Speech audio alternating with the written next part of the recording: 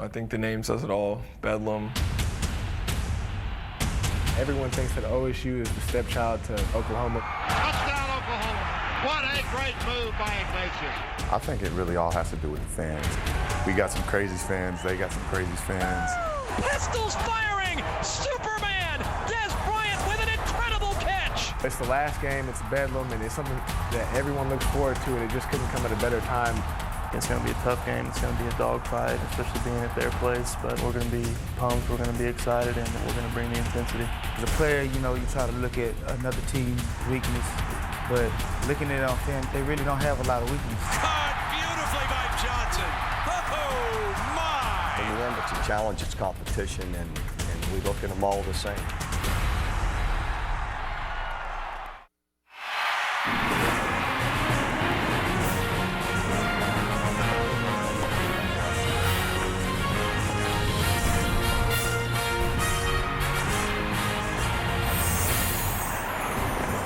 You are looking live at Boone Pickens Stadium in Stillwater, Oklahoma, where the Bedlam Series wraps up the Big 12 regular season on Saturday Night Football on ABC, presented by Southwest Airlines. So two rivals and neighbors come together here in Stillwater. Oklahoma ranked number 3 in the BCS, and Oklahoma State number 12. Here is our storyline tonight. If the Sooners win, there will be a three-way tie for first in the Big 12 South, and the highest BCS-ranked team would advance. But if Oklahoma State wins, tie between Texas Tech, remember head-to-head on a two-team tie, and that would send Texas Tech to play Missouri next Saturday night in Kansas City. Welcome, everybody, to Kirk Herbstreit. I'm Brent Musburger.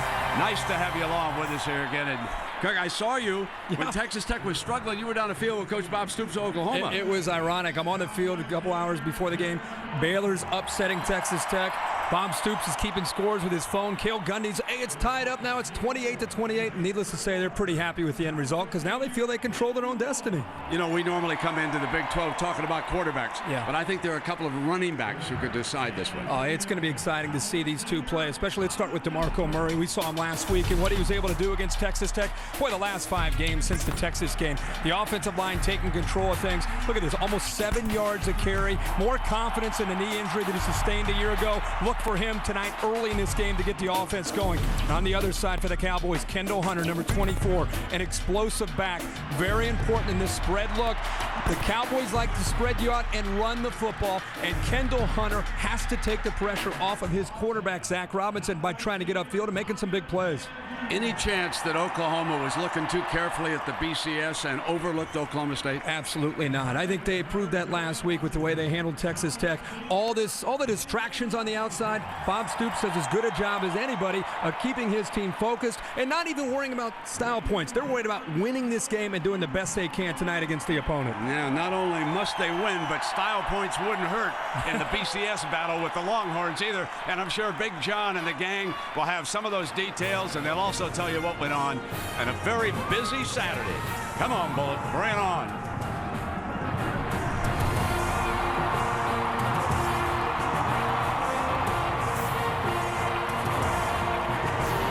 You're watching ESPN on ABC.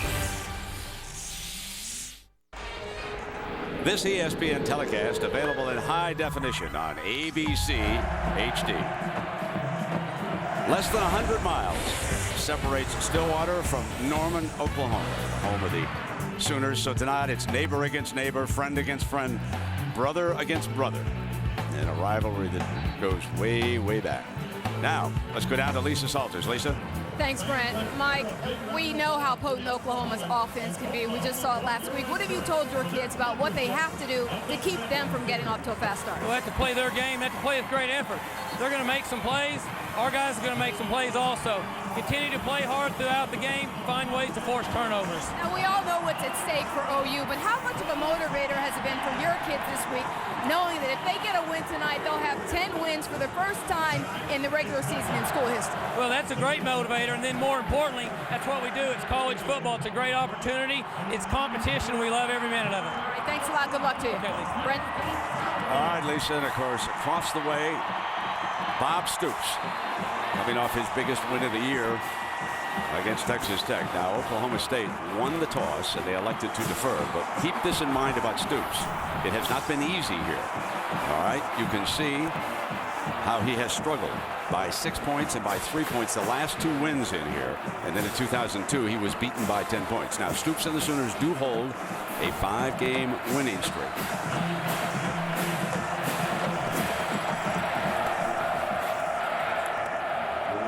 Dan Bailey with the ball on the tee.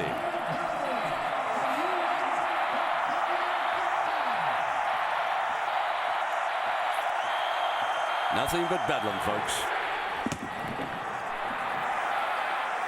Fielded at the 4-yard line by DeMarco Murray, the outstanding running back.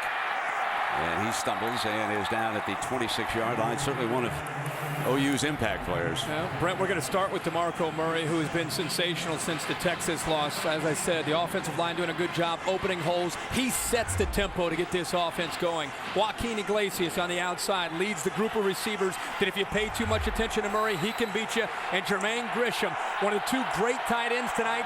Watch him tonight trying to get downfield for Sam Bradford. Base defense, and now they check over at the Cowboys sideline. Sam Bradford, number 14, up changing.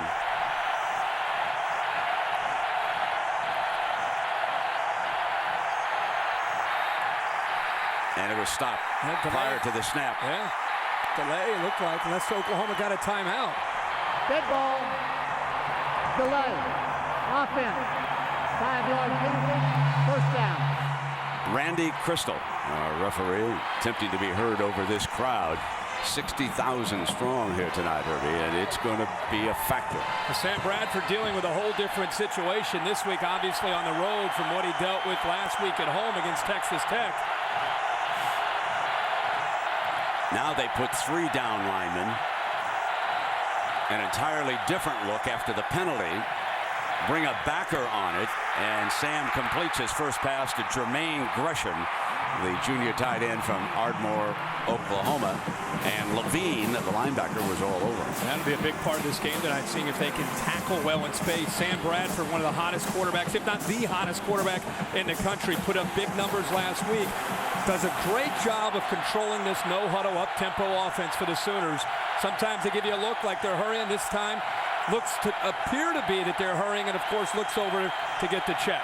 Tim Beckman is changing everything on every play defensively for the Cowboys. The 3rd different look. Deflected incomplete, and it'll be 3rd down and 15 coming up on the play. Now, this is one thing that Texas Tech did not do much of last week. If you were with us last week, and Herbie, you certainly remember, they sat in base most of the game. Beckman's going to mix it up. He's going to bring blitzers. He's going to put 3 down like he is right now, sometimes only 2 down. Bradford going long, double team, throws coverage, incomplete. Iglesias took a shot at it, and Bradford attacked double coverage. And boys and girls, that's 3 and out. That's something we didn't see much of all last week by Oklahoma at home against Texas Tech. 3rd down. This is actually a poor decision. His only outlet, he's going to go downfield, throw into double coverage. And I'll tell you what, he somehow gets this football in between Lacey and the safety Moore, and Iglesias almost comes down with that catch. Des Bryant awaits this punt from Mike Nall.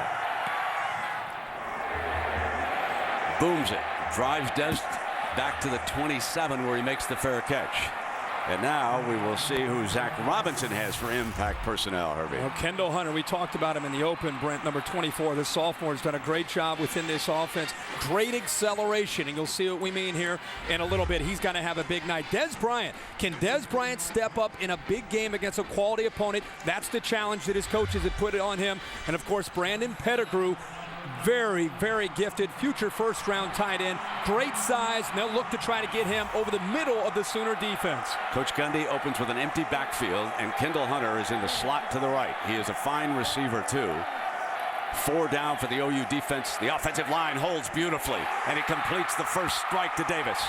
out to the 41-yard line. Damian Davis, number 85. But what was more impressive about that play is the fact that the OU defensive line did not break through. Well, time to throw the football. Be big for Zach Robinson against the gifted defensive line from Oklahoma. Interesting, they go away from Pettigrew, away from Des Bryant, and they go to Damian Davis, who only has 11 catches on the year.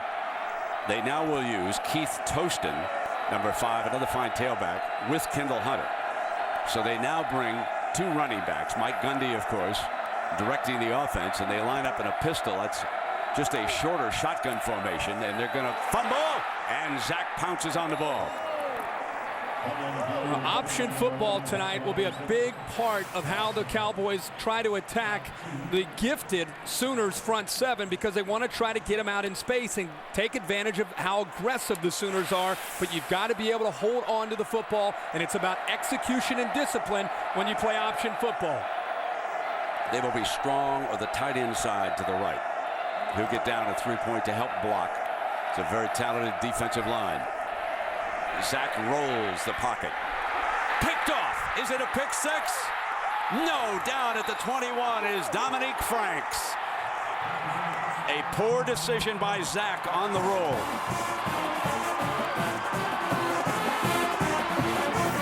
A poor throw here by Zach Robinson.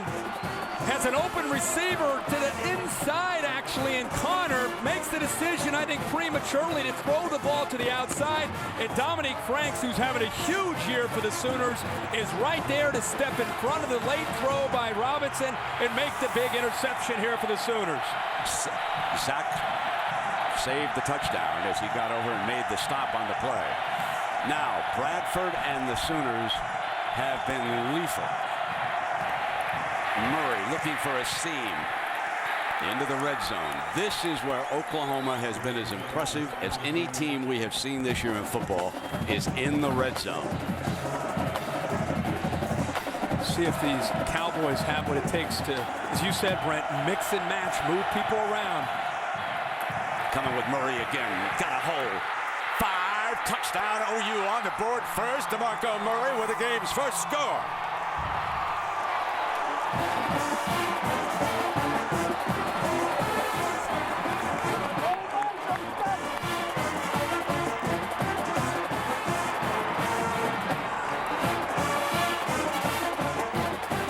This offensive line, this is exactly what they're able to do. Even with the penetration there by the big fella on the inside there, Chatham, they still hit a crease and get upfield so quickly with DeMarco Murray.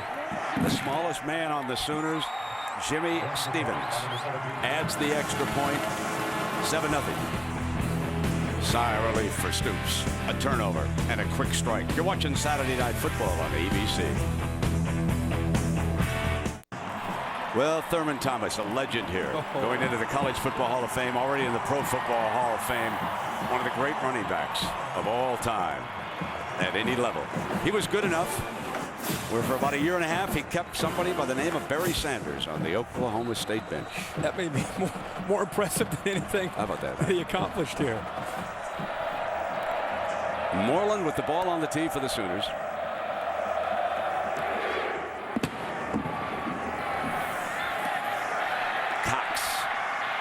Cuts hard to the left. Not a good decision. He left his blocking buddies, and he was naked out there. Go back to the interception. This is what I talked about earlier. Sometimes as a quarterback early in a game, you have to be careful. For that matter, anytime as a quarterback, you have to be careful of predetermining where you want to go with the football. Look at Connor to the inside. And, of course, Robinson throws late, decides to go to the outside. What a great job of jumping it by Dominique Franks. And all of a sudden, the Sooners, who went 3 and out, got great field position thanks to their defense, and they took advantage of it with the big run by DeMarco Murray. Now the Cowboys will start from inside their own 15. Pressure. Here's Des Bryant. got a first down, they get him involved early. Remember when we were down in Lubbock a few weeks ago, they did not get Des Bryant involved in the first half of the game. And you know how tough it is when big-time talented receivers are not in the game. They didn't influence it. Herbie, you mentioned he has not stepped out in the biggest games for the Cowboys. Maybe this will get him involved early in the game to get his confidence up. And Zach Robinson talking about confidence after the interception. Important for him to come back and throw that pass to get his confidence back. Here's Kendall Hunter. He's a fine runner. Great decision. Steps to the outside. Jackson, the corner, is over there, and we've got a flag on the play.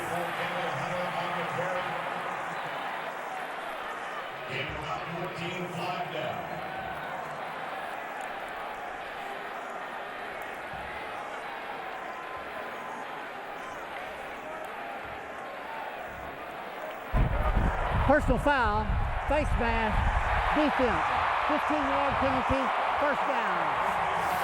Here's a good look at the face mask penalty as Kendall makes a good decision and Jackson reaches up and grabs the face mask.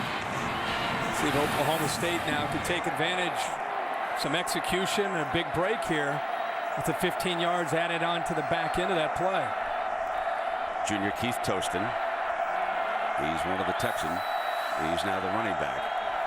Oklahoma State will show the read option. You can see how efficient that Oklahoma team is in the first quarter. Not much doing for Toston. Matt Weiner, let's check in for our first update tonight. Matt, how you doing? Thanks again, and don't forget, I'll keep you in the know throughout the game, beginning with this Taco Bell update. Notre Dame and USC. Mark Sanchez threw an early interception. Irish couldn't convert. They come back with a 79-yard drive. Stephon Johnson there. And Oregon State can clinch a Rose Bowl berth tonight, but trail Oregon 2010. So a couple field goals have been tacked on since John Saunders reported that first score. Remember, that's going on in Corvallis, Oregon, the home of the Beavers. Zach with that inside shuttle pass, and it was read beautifully by the defensive line. And Adrian Taylor, one of their fine defensive tackles, outstanding athlete. I was going to say, you've talked about Bedlam, how wild it can be. One thing you have to do if you're Oklahoma State is believe that you can win. You need success early against Oklahoma, and you throw an interception, you get down 7-0. Remember, Oklahoma dominates opponents in the first quarter.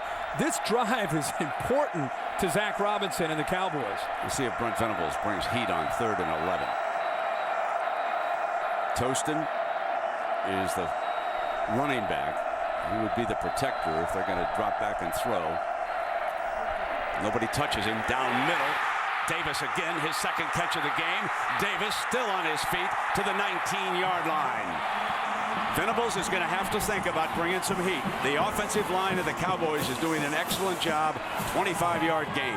They disguise and mixing some things up, but give all the credit in the world here to the receiver, Damian Davis, getting a move to the inside. He had a linebacker and Keenan Clayton matched up with him one-on-one. Plenty of room to work back to the middle. He gave him an outside move back to the middle and a great throw by Zach. Kendall Hunter back on the field. Play action. In trouble. Throws. Incomplete and broken up by Nick Harris, the safety, who came over. And that time, Venables and the Sooners finally got to him and ruffled the quarterback's feathers a little bit. But instead of bringing zone pressure where you bring 4 or 5, this time it was an all-out blitz. And Brent Venables, defensive coordinator from the Sooners, Brent, he said, okay, now they're in the red zone. Let's start to be aggressive. Let's attack them and try to take the fight to them and instead of letting them attack us. Remember, Des Bryant, this is an opportunity for he or Brandon Pettigrew, the big tight end, to make a play down in this red zone. Pettigrew is on the right side of the formation.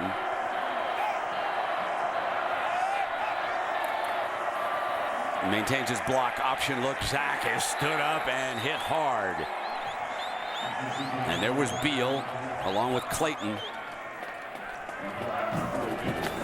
They have to have the ability to stretch plays tonight against the Sooners and get the ball to the outside. When we talked with them this week, they mentioned they have such respect for Gerald McCoy on the inside and Adrian Taylor and DeMarcus Granger. They feel that there's an advantage from Oklahoma in the interior. They want to try to get things on the perimeter, and it requires great blocking by the receivers to be able to do that. That graphic told you how efficient the Sooners were on 3rd down last week against the Red Raiders. Off the play fake. wide open on the outside again. And Davis seems to be the man who is getting free, which would lead you to believe, Kirk, that Brent and the Sooners are paying a lot of attention to Des Bryant and Pettigrew right now, and number 85 is working free. They've done for the most part is kept a safety over the top of Des Bryant. And Oklahoma State telling us that he faces that almost every week. What they have to do a good job is coming across the middle with crossing routes at about 15 to 20 yards to try to take advantage of that double coverage. But so far, you're right, Davis has been the answer. Adrian Taylor, the big defensive tackle, shaken up on the play, and the medical staff is out tending to him. Of course, I am sure that folks down in Austin and Lubbock Way are glued to this, because if Stoops and the Sooners win, we got a three-way tie, and then the BCS computers and boys will decide it all. Now there's where they stand right now.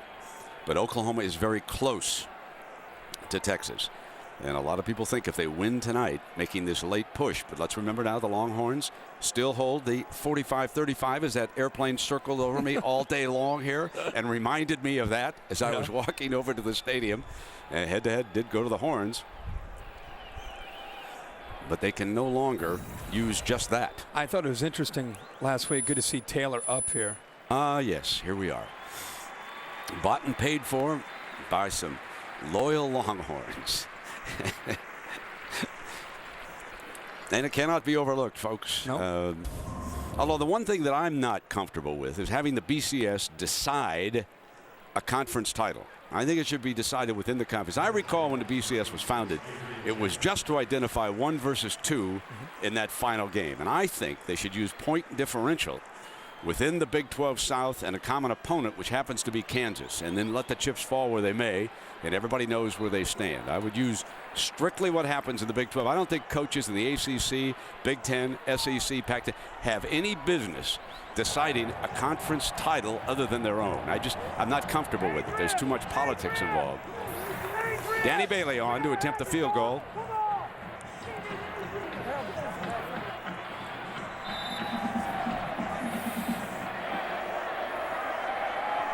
This will be a 28-yarder to put the Cowboys on the board.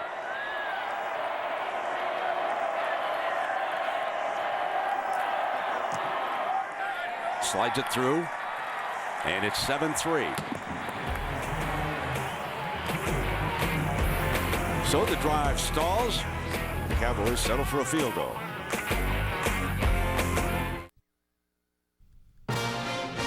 Saturday Night Football on ABC. Brought to you by Southwest Airlines. Low fares, no hidden fees. Nissan. When you need it most, Nissan delivers. Samsung Mobile. To predict the winning teams, text RIVAL to 43776 during rivalry week. And Taco Bell. Think outside the bun. The Gundy household, Midwest City, Oklahoma. Now, Cale Gundy, who you see there, is the running backs coach, and he once was a quarterback at Oklahoma. Mike, of course, the head coach of the Oklahoma State Cowboys, was a great quarterback here at Oklahoma State. Herbie, Mom wouldn't allow any football talk. Huh? I talked to both these guys and found out, if you can't talk football during Thanksgiving, what can you talk about? Here's Murray. Scored the touchdown for the Sooners, and he's short of the 20. And Lisa, I know that you had a conversation with Mom. That's right. I spoke to Judy Gundy about an hour ago, and she's the one who lays down the law, saying no sports talk during Thanksgiving dinner. And she said, my guys are just so competitive that, I had to stop the problem before it started. Back when they were 15 and 17, they almost got into a fight talking about sports. So she said, then I said, no more sports talk at family gatherings. He said they talked about the invisible fence not working for the Dogs. Here's Chris Brown now. He replaced Murray. Chris Brown scored 3 touchdowns last Saturday night in Norman, and both those running backs went over 100 yards. So when you team up DeMarco Murray with Chris Brown, as good a tandem, running back tandem, as you've got in the country. One of the best in the country, and it's going to be fun to watch how Tim Beckham, the defensive coordinator, continues to move guys in and out. You've got to give Oklahoma a different look. As Bradford looks over to the sideline to the assistants, Kevin Wilson, the offensive coordinator, is looking right now down at all those orange jerseys, trying to get a feel for the best play call. You've got to continue to move around. And Beckman's moving late on him, too. Big hole this time. And Brown crosses the 30-yard line. That was a huge hole open by the left side. It's a big offensive line. And sometimes when you move around, it allows these guys to crease you. But this time it was just a simple push down block by the center, number 50, Cooper. Huge offensive line. They move at a fast tempo. Brown's in trouble and ripped down for a loss that time. And that was Hugo Chennasaw, the sophomore from Richardson, Texas, in there making that play. And DeMarco Murray hopes to get sent back onto the field. Chennasaw made the play because he was able to get through and penetrate and slow down Brown. And now this is something that they take a lot of pride in. Same personnel, but instead of being back with a back in the backfield, they're now in an empty set. It puts a lot of pressure on a defense when you have that kind of versatility. The defense is looking and moving late. The read that Kevin's getting is changing as he changes things. Come with the blitz up high, incomplete. This is one of the better defensive jobs we have seen as we have looked at the Oklahoma tapes. Texas Christian had a great quarter against them, but the Cowboys are causing trouble. Well, Terrence Anderson jumps this route. Good job of recognizing the routes and fitting up, stepping up, and taking away the easy throw for Sam Bradford. Give all the credit there to number 23, the junior. Bradford 0 for 4 now, looking for his first completion. 3 down linemen. Offensive line holds plenty of time, wide open for the first down. Manuel Johnson, who made that sensational one-handed catch, has the brace on the left elbow, injured the arm against Kansas, missed most of that game in Kansas State. Look at Sam Bradford's eyes. He looks from the right to the middle and then finally comes back to the left. And if you're going to rush 3 and drop 8, you're going to give Sam Bradford, one of the most accurate quarterbacks in the country, all of that time to dissect the defense. He's eventually going to find an open man.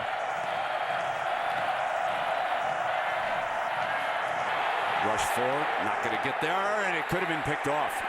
Had the defensive back looked up at the ball more, he would have had a crack at it. The coaches saw that over on the sideline. Holding, offense, number 72. That is Duke Robinson. First down. And he was holding Swanson Miller, number 90, who had broken through, and he did not want him getting to the quarterback, so he took a penalty on the play. It's the one way you can attack the size of the Sooners is with quickness and fresh bodies, and Beckham is rotating people constantly in and out of this lineup.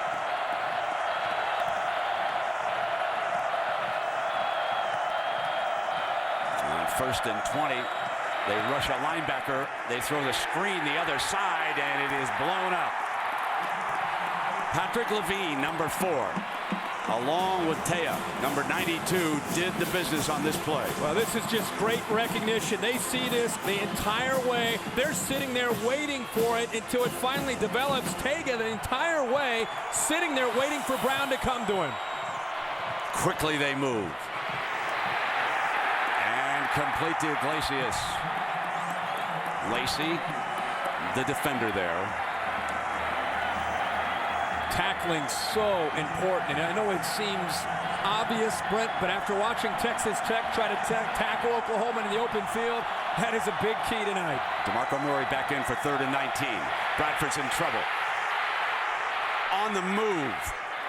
And Iglesias working the sideline. It looks like it's a little short of the first down, but Sam was able to slip one right down the sideline, and there was pressure coming that time from Lemon, the middle linebacker. Watch number 41 get through.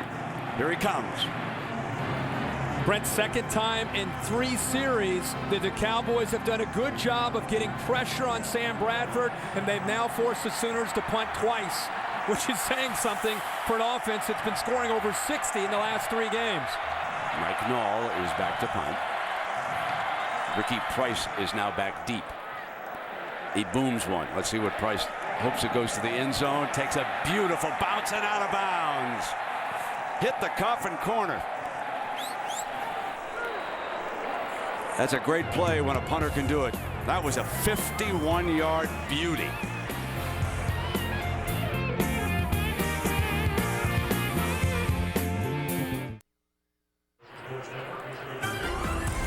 Well, here at 7-3, and a reminder, Monday Night Football, Monday at 8:30 p.m. Mike Tirico, Ron Jaworski, Tony Kornheiser, they'll have one for you. The Jaguars and the Texans.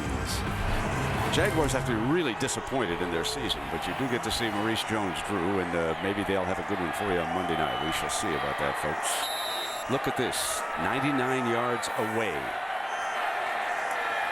Zach Robinson keeps it, the junior from Littleton, Colorado. He's a good runner, though, Herbie, and sure. you know, in that situation, just trying to get a little breathing room against Stoops' defense. His athletic ability is his greatest strength in high school. He played receiver up until his senior year. He runs a 4.5 40. So, and again, tonight they want to be able to run the football. That is a big-time stat here, favoring the Sooners early in this game.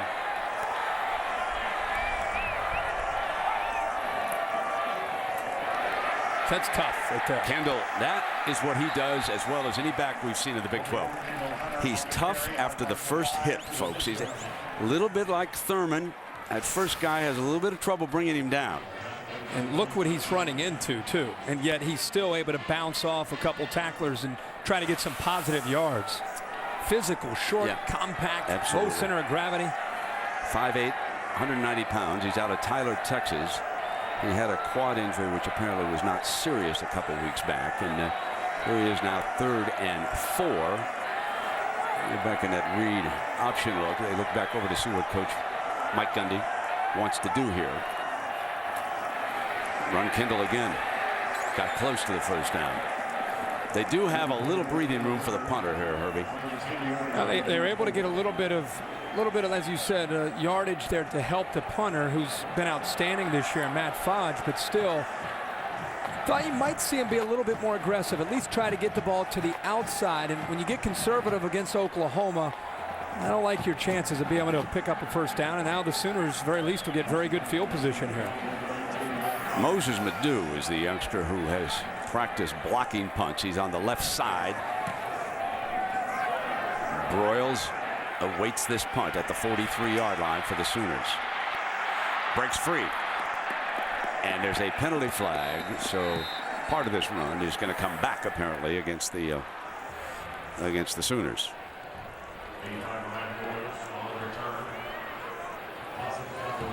If you're Oklahoma State, though, Brett. Blocking the back during the return. Pretty excited with the way, you're down. Defense playing very well. Penalty, first down.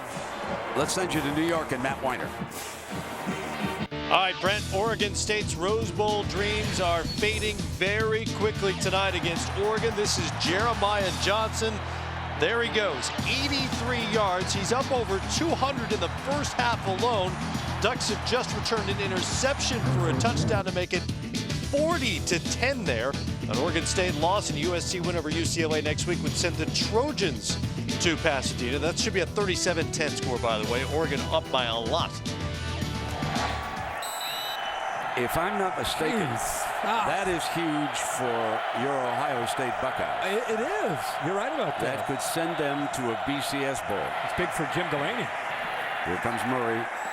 That could cost the Pac-10 a lot of money if that holds up. And that's a big rivalry game, the Civil War.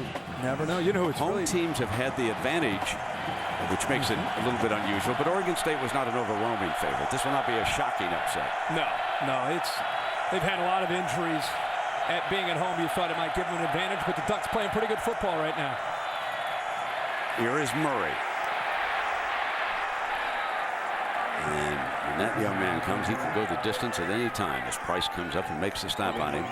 He is a young man out of Las Vegas. So I asked the coaches this week, Herbie, I said, why didn't Pete Carroll and USC recruit him? And they said they did, but they wanted to make him a defensive back. And we said he'd be a running back. And then they quickly added, but let me tell you, he'd have been a great defensive back. He has terrific speed, 4.4 and change. He's strong. Chris Brown replaces him right now. Trying to get to Bradford, cause him trouble, cause a disruption, and he has to throw it out of bounds. The Oklahoma State defense, being coordinated by Tim Beckman, has disrupted Sam Bradford's game here so far. They're doing a great job at disrupting things and getting pressure. There's a good look at Coach Beckham. But Brent, that play on 4th and 2 took so long to develop that the offensive line could not hold up long enough to give Bradford enough time to be able to eventually find an open receiver. He had some open men downfield, but they were taking too long to get open. His 2 punts tonight, Herbie, have been 51 and 52 yards. Ooh, they were coming right in on him that time, too. Price is back, and he makes the fair catch at about the 17-yard line. Well, let's take a look now at the Dr. Pepper Big 12 update. If Oklahoma wins, we have a 3-way tie for first, okay? Texas Tech and Texas await them. And then the highest BCS ranking would advance. I think in all fairness, Texas Tech is out of that argument right now. They fell so far back. But if Oklahoma State wins this game now, we've got a tie between Texas and Texas Tech. And guess what? Red Raiders advance with that head-to-head victory over Texas. I think a lot of people think that Texas needs an Oklahoma loss tonight, but that is not the case. No, they need an ugly Oklahoma win. They'd settle for a 7-3. They sure would. Okay. And here comes Kendall on first down, getting into the rhythm of the game. And of course, one of the differences that we're seeing here, Herbie, is that Oklahoma State's trying to get that running game going. Coach Gundy knows if he can keep the ball with his offense, Sam Bradford's just got to watch from the sideline. That's one way to slow down a high-powered offense. The fact that there's under 2 minutes to go in the first quarter and they've weathered the storm emotionally and they're down 7-3 is a victory in my mind for Oklahoma State. And now they have the ball here at their own 20, very much believing that they can compete. Slant, Des Bryant, and he has it very well defended by Jackson. The corners from Oklahoma this year, both new starters. Dominique Franks is to the field, and here to the boundaries, Brian Jackson, number 2.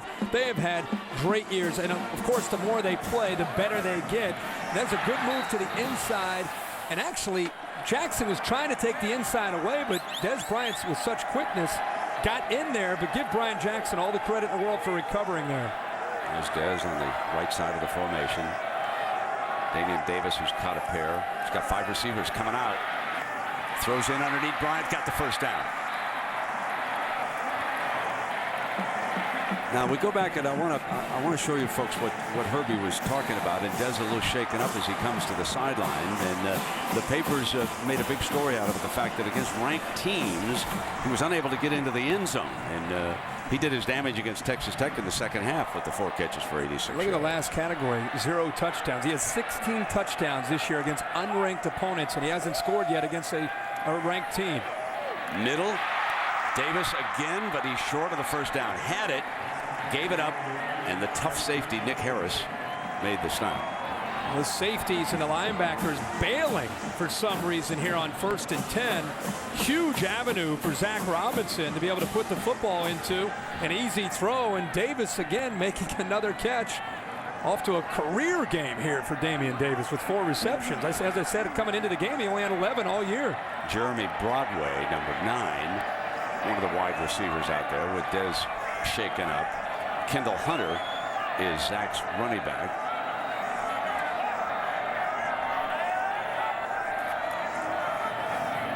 Kendall on a cutback, found the hole beautifully and exploded into Oklahoma territory to the 44-yard line. That's an 18-yard burst. And it's great vision here by Hunter. The acceleration is what separates him, but boom, that cut right there. A nice block by the tight end. Pettigrew opened up the backside, but the vision there by Hunter to recognize that, and it cut back there, allowed him to pick up the 18 yards. Look what we found here. Oklahoma held to 7 points in the first quarter. And Saturday Night Football, presented by Southwest Airlines, returns after this message and a word from our ABC stations.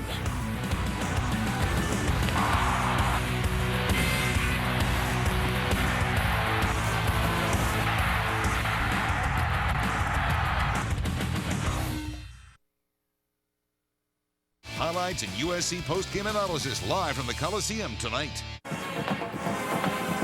Upper right, folks, that is Boone T. Pickens. He has given hundreds and hundreds of millions of dollars to this university. $163 million alone to athletics. He was a geology graduate in 1951 when his hedge fund went south.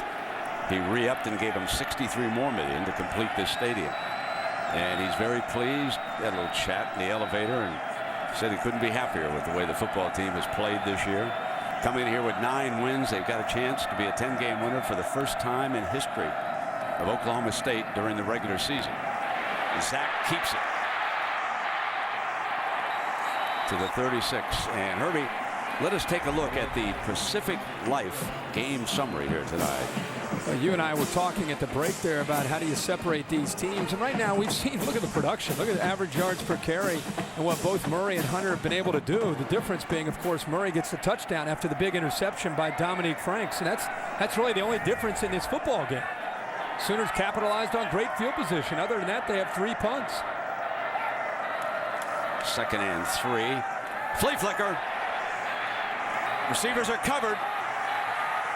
Deflected, incomplete. Oklahoma did not bite. Dominique Franks was there. There was not an open receiver. They ran 3 vertical on that, and all 3 were covered. Great discipline here by the Sooners on a play on 2nd and short that you like to call. I like how aggressive Mike Gundy decides to get there on 2nd and short. Now you come back and just have to execute here on 3rd down and 3. But Sooners sitting right back there, 3 receivers right downfield. Every single one of them had a Sooner defensive back in his hip pocket.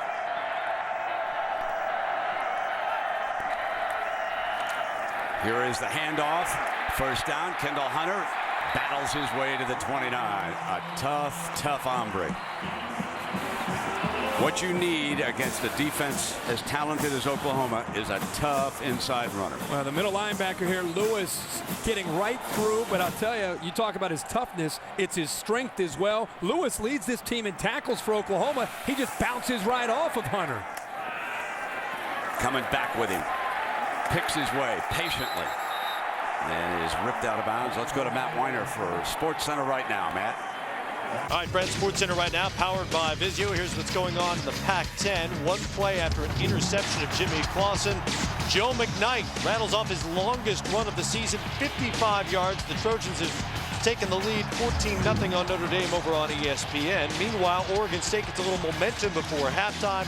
Lyle Neubau to Shane Morales there, but the Ducks lead it by 20 at the break.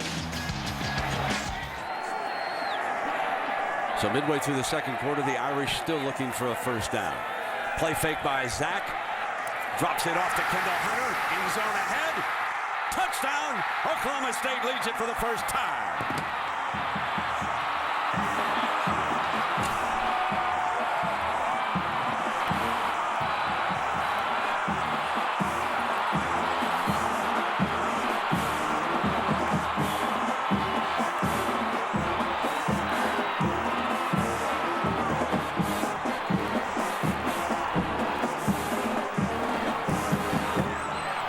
Nobody in Austin and nobody in Lubbock leaving this one.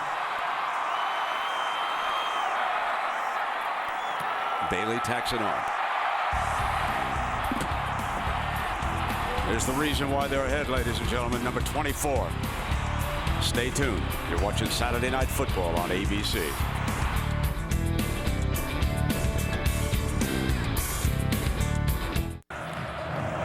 Kendall Hunter's first receiving touchdown of the season. And I think that should be Oklahoma State 10, Oklahoma 7.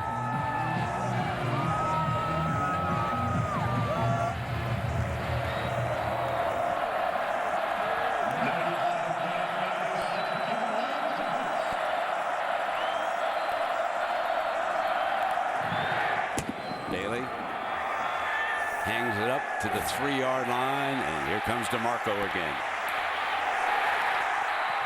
Stopped at the 20-yard line. Back to the score. It's a really well-designed play here. Hunter is here, but you're going to see the receivers from Oklahoma State taking all of the attention off to the offense's right side. Watch the defense respond to the play action. Look how the Sooners are looking and bailing out here. And here's Kendall Hunter as a well-designed, well-conceived play, completely baiting the Oklahoma defense into looking to the right, and they dump it back to Kendall Hunter. DeMarco Murray, short side, 13 more yards and a 1st down. Ricky Price making the stop. This offensive line, you go right back to business if you're a Sooner. You hand the football off, control the line of scrimmage, and that sets everything up. If you can get the Cowboys to start to creep up to take that away, then you look for the big plays downfield to your wide receivers. 3 down lineman, that's Phil Lodehold. He's the biggest at 6'8". He's also the tallest Sooner. Weighs about 337. Next to him is Duke Robinson, the senior guard from Atlanta.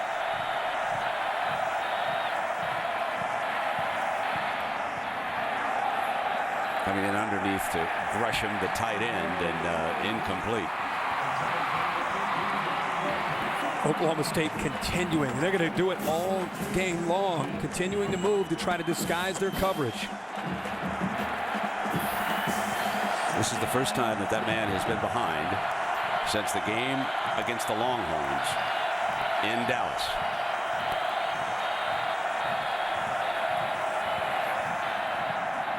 Incomplete.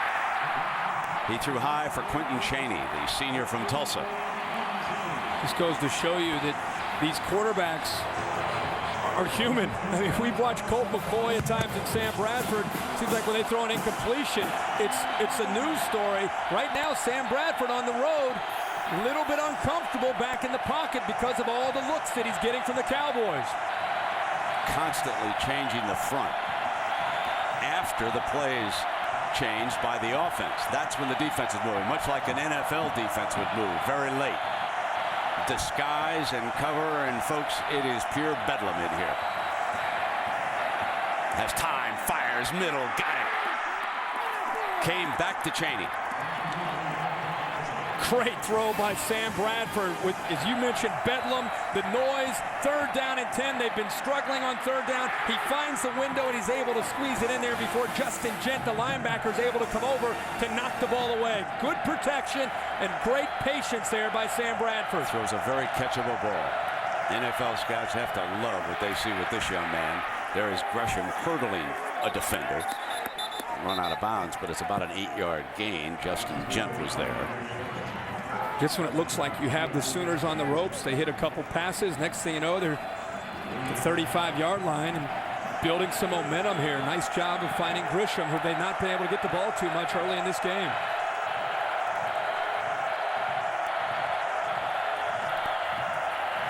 Hit Murray in the backfield. Thrown for a loss that time by Tonga Tea, senior from Anchorage, Alaska. Tonga Tea.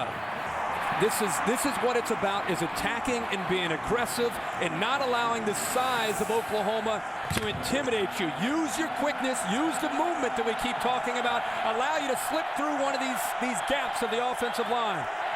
That's what they need. 4 yards here on this 3rd down.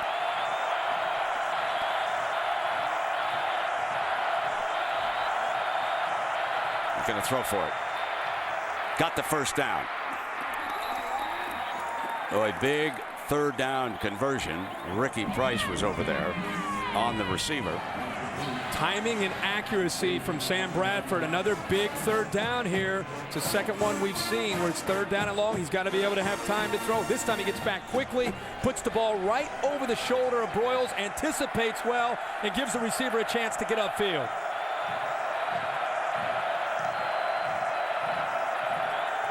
Three down defensive lineman.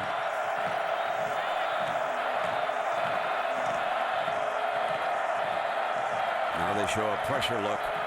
Bring 5. DeMarco picks him up. Bradford complete as he hits Iglesias.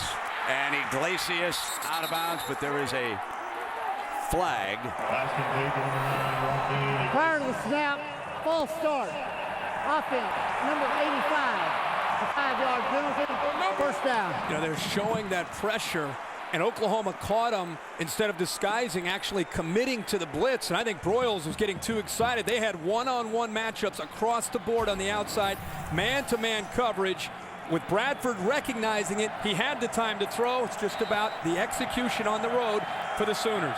So instead of being inside the 10-yard line, they're back on the 35, and Chris Brown is now the running back. DeMarco Murray did an excellent job of picking up the blitzer, but there was a penalty. And here comes Brown.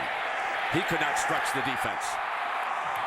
The front is all over him, and Taya is starting to have a big game along with Lemon, number 41. The movement is confusing the Sooners. The Sooners are used to intimidating, almost bullying defensive lines, but right now, bit of a guessing game going on with the communication up front from Oklahoma, allowing this group with Taya and company to get through this offensive line and disrupt the backfield. And they're moving 41 around. He's there positioned like a middle linebacker. He's been moving over to the right side occasionally, depending on the formation. They run a screen play into the middle, and Chaney's short of the first down. Well, the risk when you bring pressure and you're going to show a lot of different looks is you might have 4 or 5 that go your way, and then all of a sudden you're going to see the jailbreak screen, and all it takes is one completion for the Sooners to be able to get big chunks of yardage, and now they've got a manageable third down. And so, number 7, DeMarco Murray, back on the field.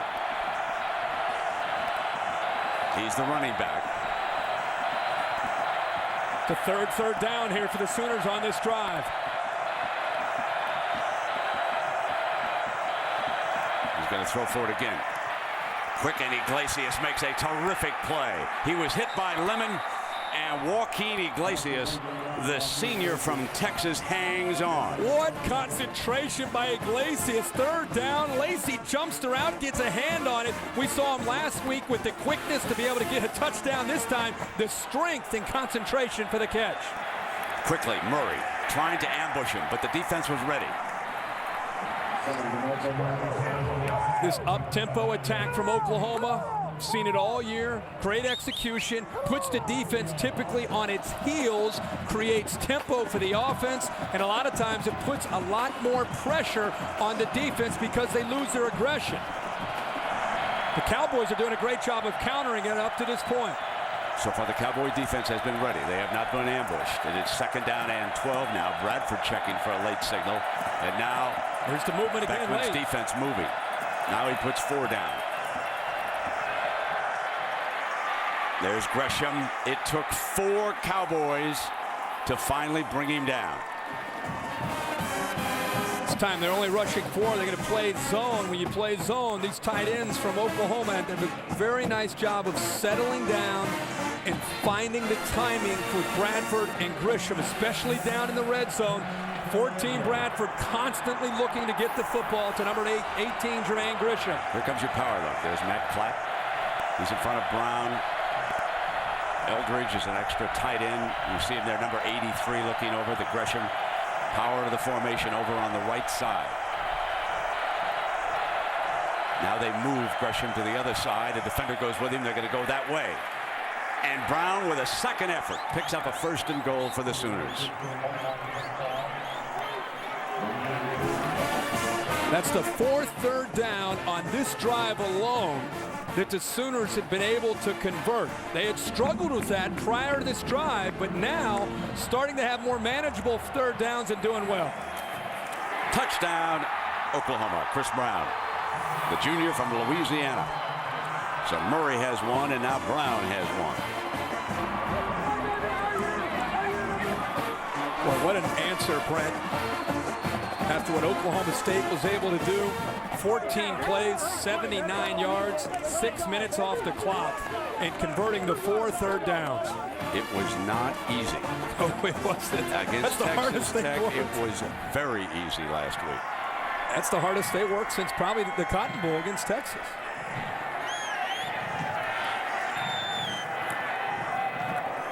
Jimmy Stevens adds the extra point. The Sooners regain the lead here in Stillwater.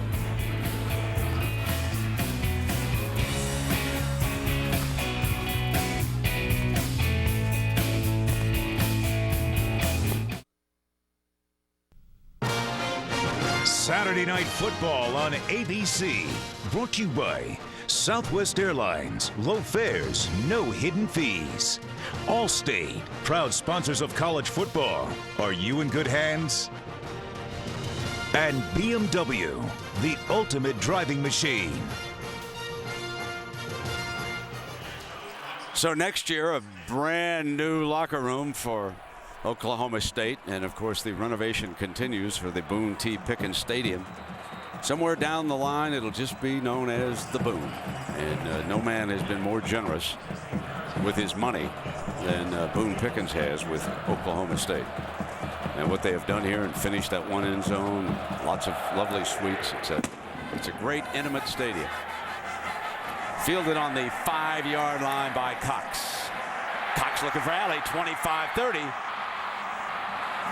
And he battles his way out to the 35-yard line. Pretty good field position coming up. We've also got a flag. No flag got called. That was a nice 30-yard return by the defensive back Cox. We'll take another break and come right back.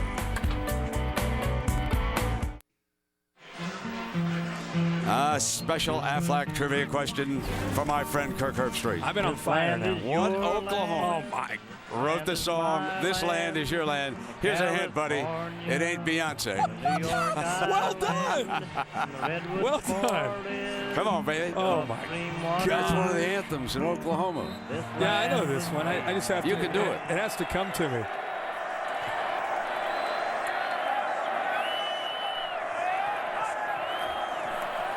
Here is the read with Zach.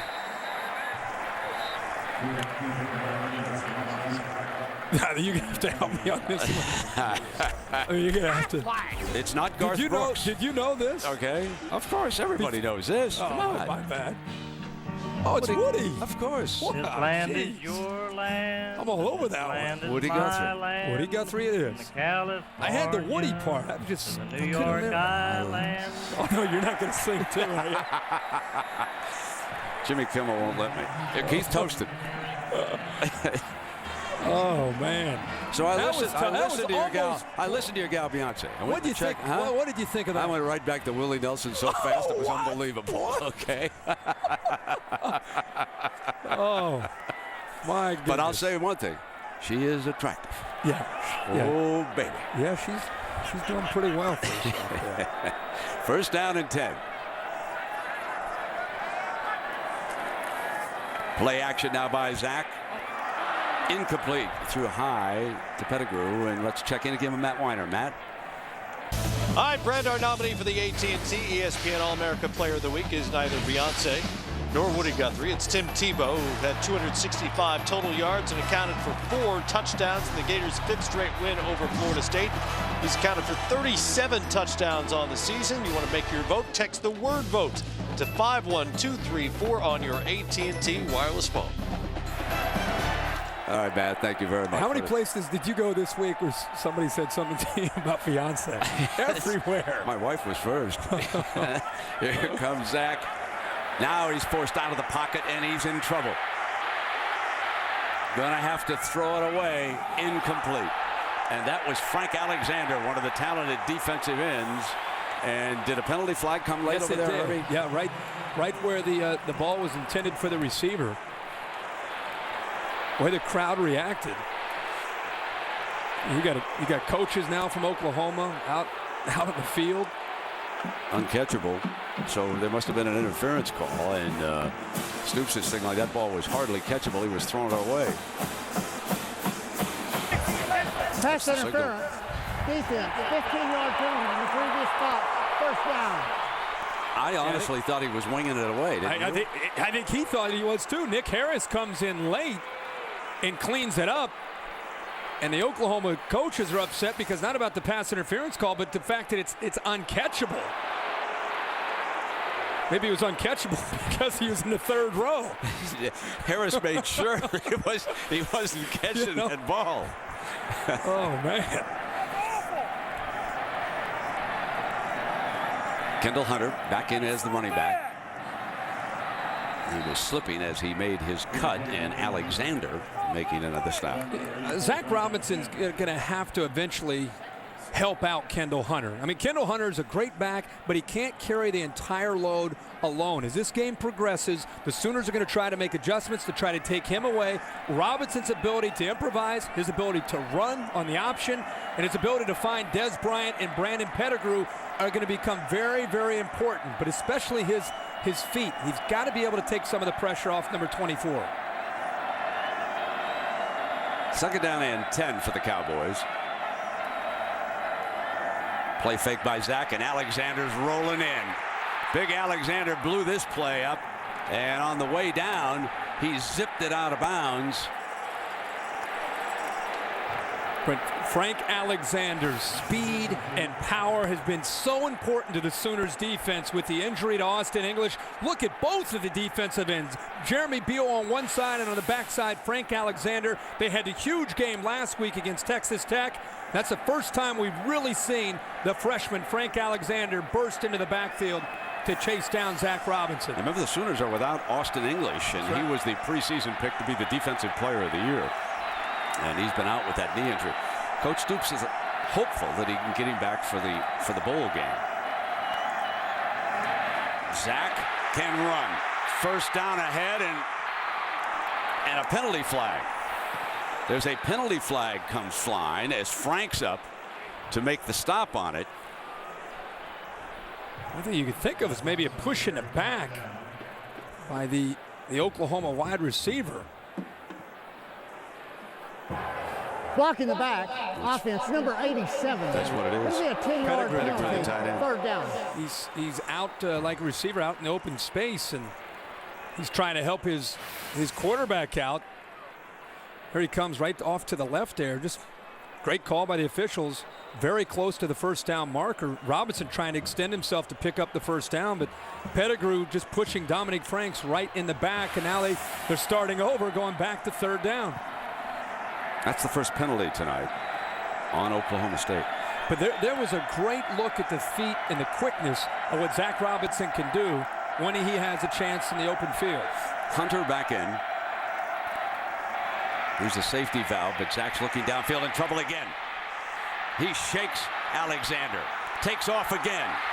Got a first down ahead, and this time he picks it up. What a brilliant run by Zach Robinson as he had to shake off Frank Alexander. Travis Lewis finally over to make the play. As if on cue here, these last few plays, Zach Robinson starting to show what he can do with his feet. This is just, that's a little Doug Flutie is appreciating that. I'm sure back in New York watching Zach Robinson, a little olay, a little dance move, and incredible acceleration upfield to pick up that first down. Mr. Pete loves it. First down and 10. Cowboys trail it by 4.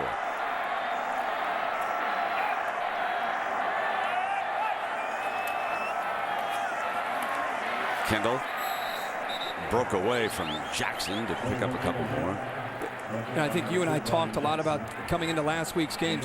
Was the Oklahoma defense going to be ready to deal with Graham Harrell? I think they not only impressed us, but everybody who watched them. Brent Venables in the last few weeks has streamlined some things, but I think these new faces now are settling down on the Oklahoma defense. They're seeing more things. They're getting more game reps. It's allowing them to play much, much faster and with a lot more confidence, and it shows in the way they're executing.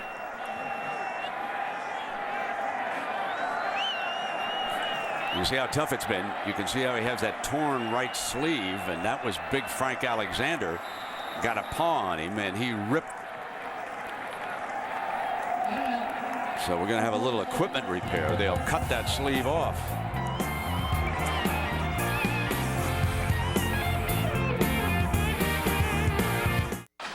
Well, Thanksgiving Sunday, count your blessings like the housewives do. That's right. One's dating her best friend's ex-husband. One's covering up her son's crime. One's husband by regaining his sight. All new ABC's Desperate Housewives. That's some neighborhood, folks. That's one I checked. I've kind of checked out on that one. I've missed that. Have you? Yeah. Other things going on, I guess. Yeah, I think so. But a lot of people like it. It's a popular show now. Huge show. Yeah. It's good ratings. Kendall Hunter. Got the sleeve completely cut off now. Yep. Looks like he's trying to make a fashion statement. Yep, the repair. Second down and 9. Again, stepping away from trouble. And being chased out of bounds by Keenan Clayton, folks. Remember the name. I'm telling you what, Keenan Clayton, he can do just about anything as an athlete. He's got the best vertical leap, the fastest time, and he can bench more than any linebackers now. When they do that, he is the physical specimen right there. Sure is. Former safety, great speed. And I just talked about how important Zach Robinson is to this offense with his feet. One thing he has to be aware of is when he starts to run, get us in the open field, this Oklahoma defense will bring it. Needs 6. A diving interception, incomplete. But they stopped him on 3rd down, and that was Clayton again. Pretty close here. Athletic ability by the linebackers. Knocks this ball down and really never had a chance. Even if Clayton's not there, ball is thrown low. They had Des bracketed, didn't they? Yeah, they sure did. Linebackers, safeties, and corners all keeping an eye on number 1. Yeah, when you got a linebacker who can run, you know, as well as Clayton. Well, this to make it a 1-point game. 44-yard field goal attempt by Dan Bailey. Whacks it pretty good. And we've got a 1-point game. 14-13, so coming up on the Capital One halftime report. Big John, Craig, and the Flutie Man. We'll have all the day's highlights, including the 2 teams who advanced the ACC championship. Big upset in the Big 12, and Oregon State in trouble against Oregon. And the Flutie Man's got to be very happy. Nephew had a big play, and BC's going back to the ACC title game. Virginia Tech, right? Yeah, Virginia Tech, BC. But if you look at not just the whole day, but what we're watching here in this first half, you and I were talking before the game. We said, you think Oklahoma State can keep it close? Every time Bob Stoops has come to Stillwater, it's a close game. They've been able to take advantage of some opportunities. Their defense has played very well. I mean, that was the last time we saw Sam Bradford on his heels and being somewhat rattled. Now, he's kept his composure, and he's led them to some big scoring drives. But give the Oklahoma State defense a lot of credit for the way they played in this first half. Still time to go. And Texas Tech Red Raider fans and Texas Longhorn fans aren't going anywhere. Glued to this one.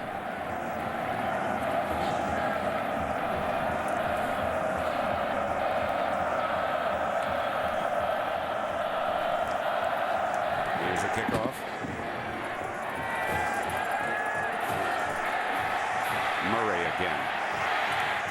Oh, lit up. They're hitting him. I mean, they're pounding him. Well, the Skins game on ABC tomorrow. The conclusion at 3:30 Eastern. That's always a lot of fun. 2-time defending champ Stephen Ames. Phil Mickelson is in it. He's a big football fan. He's probably watching tonight. And KJ Choi leads everybody.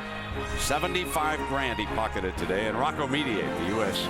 Open runner-up. They're competing for that $1 million purse. What a story Mediate was last year. Another great sports fan.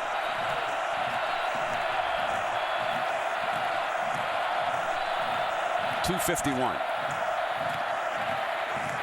Murray spins back the other way and only gains a couple of yards. You can see the gang tackling by the Cowboys. That's exactly what I was thinking, Brent, is look how many orange jerseys are around the football. And after the game that DeMarco had last week against Texas Tech, for that matter, the last 2 weeks, he's averaged 10 yards a carry. You can tell with 2 weeks of preparation, the number 1 guy they're trying to take out of this game is DeMarco Murray. 2nd and 8. Pretty much a base defensive look that time and deflected incomplete. That was Tonga Tea. What a first He likes half. this chilly weather. When you come down from Alaska, come on, man, let's get it on. He's like this. Look at him, huh? This is balmy weather. Yeah, this is great, man. I can come out of my shorts for the second half. But Tea has made a lot of plays, and he's shown some good quickness a lot of times to get by John Cooper, the center of the Sooners. Fires complete. Goes back to Iglesias. Iglesias has been their best weapon. I have not called Johnson's name all game long, and Gresham only a handful. They blitz man-to-man on the outside. Iglesias against Lacey. That is the 5th straight 3rd down they've been able to execute here for the Sooners. 4 catches for 40 yards for Iglesias. There is Johnson. 9 yards and out of bounds. It's a good idea of the arm strength of Sam Bradford. Herbie, I think he's got a chance to be really good at the next level. I really do. I am very, very impressed with. How about being a sophomore and the way he manages this no-huddle offense, too? Not just the physical traits. There's Murray. Crosses midfield before he's brought down by Ori Lemon. junior from Houston. I mean, he makes it look so easy that I think people take it for granted. This is the first year that they've implemented this hurry-up offense, and I think it's faster than any offense in America, and yet there are very few mistakes, very few turnovers, very few penalties. They do a very incredible job of managing it, but it's all because of Sam Bradford's understanding. Middle screen, Iglesias cuts back out to the outside. Didn't really fool the defense that time as Parrish Cox came up.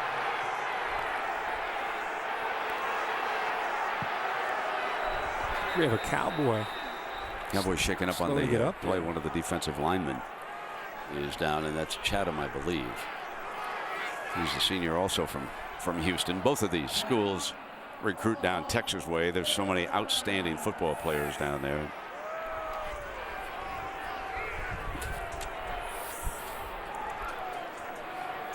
So Herbie, I'm gonna ask you about my point about the BCS deciding this tiebreaker if we have a three-way tie. I'm just not comfortable with using that system to do it. Yeah, it is the 5th tiebreaker. I mean, they had to go awful long way to eventually get to the BCS standings, but still, it's so subjective. Right. That's the frustrating thing. Texas is sitting here watching this, hoping that Oklahoma wins, but wins ugly. Oklahoma needed Texas Tech to beat Baylor. I mean, it gets a little crazy here. I like your point there. Well, let's show you what it is right now. The point differential. Yeah. I had the fellas down there. The Prince got here's where we are right now. In a point differential, Bob Stoops and Oklahoma would have a lead, and Mack and Texas could not argue with black and white. Texas Tech, of course, suffered because of that 40-point blowout last week that we had down there. So that's where they stand. So you know what Texas argument kind of goes away. They got the +10 against Oklahoma, but the rest of the same opponents now. We didn't look at the entire schedule. Remember, just the games in the South and that one game all three played Kansas. That's what we did. Right. And I've got to ask the commissioner, Dan Beebe, why they didn't go to some kind of a system like that. 2nd down and 6. Middle screen again. Cutting back is Broyles. He's got the first down. Plenty of time, as you and I know, for Oklahoma. With a minute to go and a couple timeouts already in Oklahoma State territory. Herbie, did you see the Kansas-Missouri game? Yeah, I did. What a great football game. I thought the snow, the wind, the rain, something might slow down Todd Reesing and Chase Daniel. They just went back and forth the whole day. Missouri played their hearts out, lost it at the end. We'll see them next week, same stadium, Big 12 championship. Grabbed. What a beautiful grab by Gresham as he was going out of bounds on the far side. Talk about two great tight ends in this football game. Gresham, 6'6", 261-pound junior, goes up into the air, uses his big paw to just bring it in. And not only that, but he gets hit by Sexton as he makes the catch and picks up 9 yards. And gets out of bounds. So look at the school records he has. Standing tall, and Iglesias couldn't get it. Was it a little low, Herbie? Is that what it looked like? Yeah, a little bit low, but based on the way Iglesias plays and the way we've all seen him, he's usually capable of making that catch. Ball's low for Sam Bradford. How dare he throw a ball that's down by the knees of a wide receiver? But Iglesias, 9 times out of 10, he makes that catch. Well, they can stop the clock with a first down. It is 3rd and 1. They've got 2 timeouts. They got plenty of time here. They're going to throw for it. High and caught by Gresham. Deflected and caught. Great concentration by number 18 on this ball right here. Second time we've seen the athletic ability of Jermaine Gresham. Pretty good coverage, actually, by Cox, the corner who was lined up with him. The difference is he's about 5'11", trying to match up with a tight end who's 6'6", but he was there. But the focus, the difference there by Gresham. Throwing back to him, powering toward the end zone. Looks like he's down about the 6-inch line. They're going to mark it. And the timeout is going to be used here by Stoops. It's a great look at the inside move by Gresham. Huge opening there with the blitz coming from the linebacker. Sam Bradford is like a coach as a quarterback. He reads the defense perfectly. He knows exactly where he wants to go with the football. Once he saw the linebacker blitzing, he knew where he had an opening, and he knew he had a receiver getting into that opening, and this time it's Grisham, who's had a huge drive right here for the Sooners. Big lift for the Sooners. Josh Heupel is a quarterback here. Now coaches quarterbacks over there with Bradford and his backup, Joey Halsley, over there on the sideline. Bradford followed Heupel and Jason White. Sure, the instant replay boys are looking at it, but he clearly was down short of the end zone. Yeah. Well, their big favorite to score here is just pick your poison. Which one of these running backs do you want? 12th play of the drive coming up for the Sooners.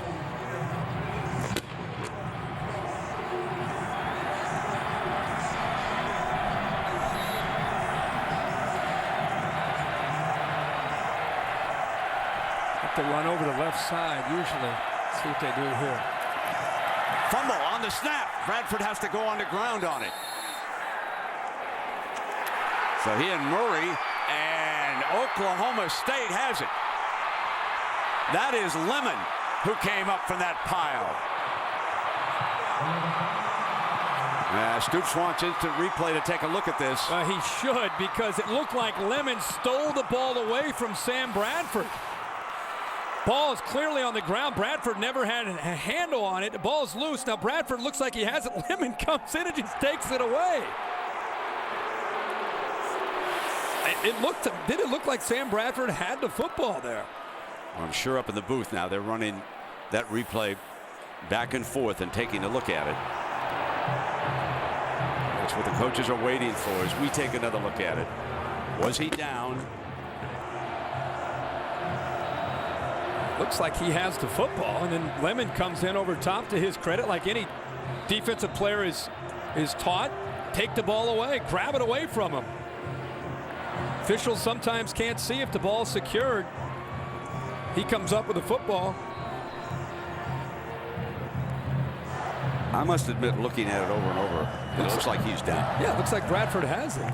It looks like he's down, and Lemon made a smart play, but I'm not sure it's going to stand. And that would indicate it isn't going to stand for sure.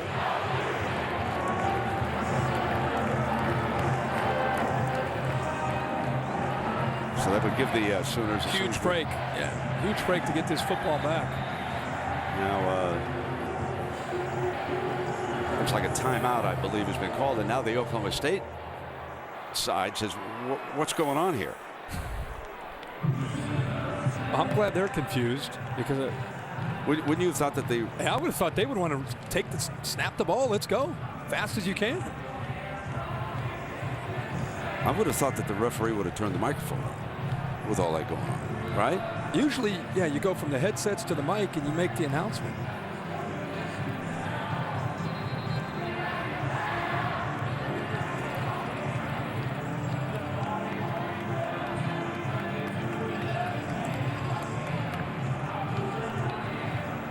So, in looking up there, and let's check. Did Stoops use a timeout over there? I see that Oklahoma is without timeouts. So, my thought is that they might have used a timeout to make sure that that play was looked at. I think Stoops had a pretty good look at what was going on. And now Oklahoma State's going to challenge it.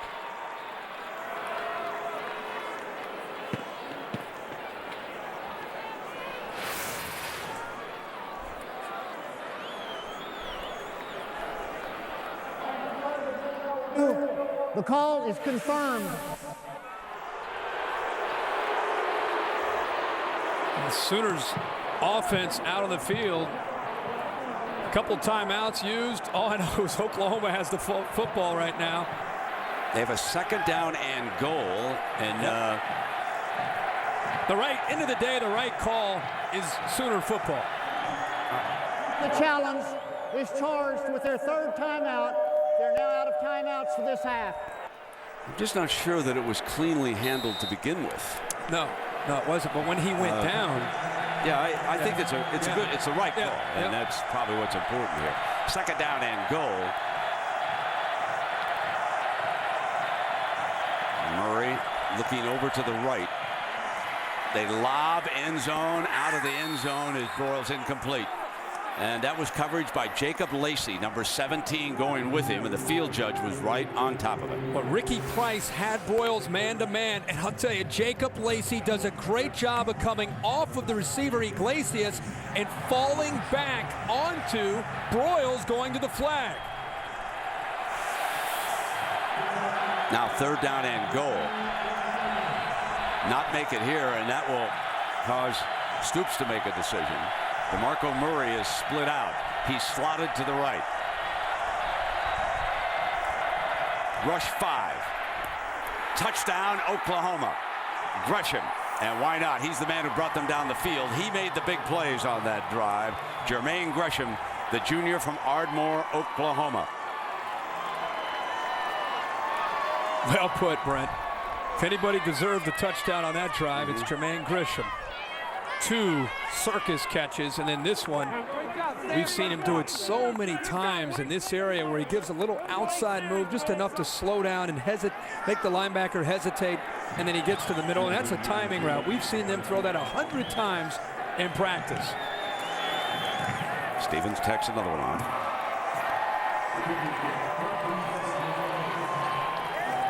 Grisham and Bradford have an ability to run this route as well as anybody. Imagine being a safety and trying to match up with Grisham. You see that little hesitation? That's all he needs to get the safety to bite just a bit to the outside, and look how easy it is. I mean, that is textbook from a tight end going up against Andre Sexton.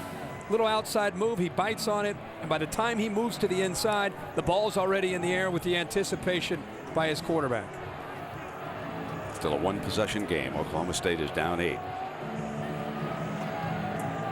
And that in itself is a story. Remember last week in Norman at halftime? It was 42-7.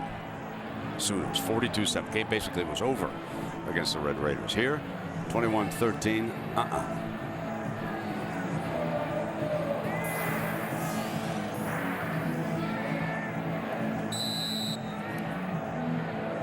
He's a fine, fine young man. Outstanding golfer. Has great balance. He's accurate as a thrower. And he's moving up the charts as far as NFL scouts and Raiders. Kicked along the ground now and picked up at the 8-yard line by Dez. So Bryant taken down with 5 seconds left here in the first half. Well, there's a lot of things going on this big rivalry week, and John and the gang will have all the details. The ACC championship is set. Missouri still doesn't know who they will play in the Big 12 championship. Great game in Atlanta next week, of course, matching #1 Alabama against a team that is absolutely on fire, the Florida Gators. And Hunter and the Cowboys will take it on in, down by 8. So good job by Mike Gundy's Cowboys. Let's go down now to Lisa with Coach Stoops. Thanks, Brent. Coach, first describe from your vantage point what you saw on that fumble. A lot of confusion on the field. We were unsure what was going on. What did you see? We recovered the football and it was down, and then when we got up, they picked it up, and so we were pretty sure we had it. All right. Now, a close game, and from a nice, long, steady, efficient drive to end the half, what impressed you most about your offense on that last touchdown drive? Well, just the poise to come back and put it in the end zone, overcome a little adversity.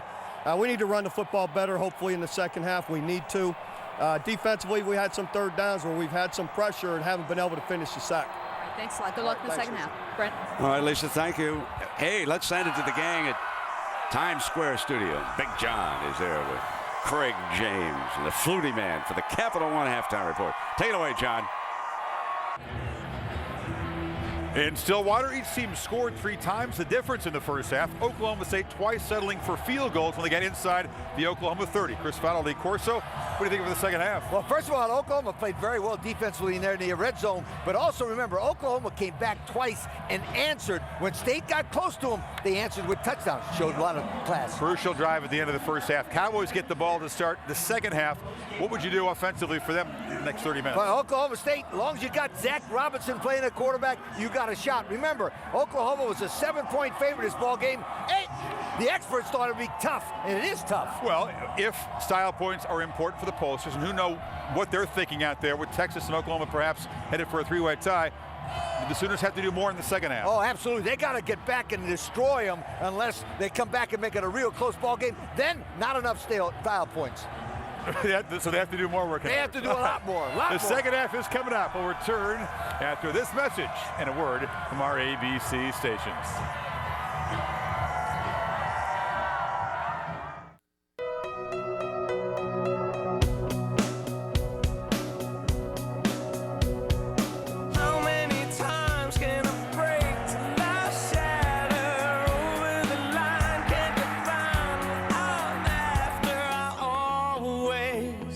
Turn the car around, give me a break, let me make my own pattern. All that it takes is some time, but I'm shattered. I always turn the car around. Saturday Night Football on ABC, presented by Southwest Airlines. With Kirk Herbstreit and Lisa Salters, I'm Brent Musburger. We welcome you back. An 8-point lead by the Sooners. 21 points ties their season low for the first half. They had 21 against Cincinnati and Texas. And Herbie, we may have a little story developing. We noticed that you can see the quarterback here. Bradford's taped that left hand. Talk about that. Sam Bradford has come out in the start of the second half. It looks like his left thumb is taped, and we'll keep a close eye on that. We'll talk to Lisa to find out maybe the details. But in watching him in warm-ups, coming out here, he's taking some snaps and working with the center, John Cooper. The one thing you have to be careful of is with an injured left thumb is getting that hand injured even more so on a snap. So you have all the impact going on the right hand and not at all on that left thumb. You don't want to read too much of the body language. No, he was flexing a little bit. And as Chris Fowler told you, Oklahoma State gets the first possession, and we cannot emphasize how important this is for the Cowboys, down 8.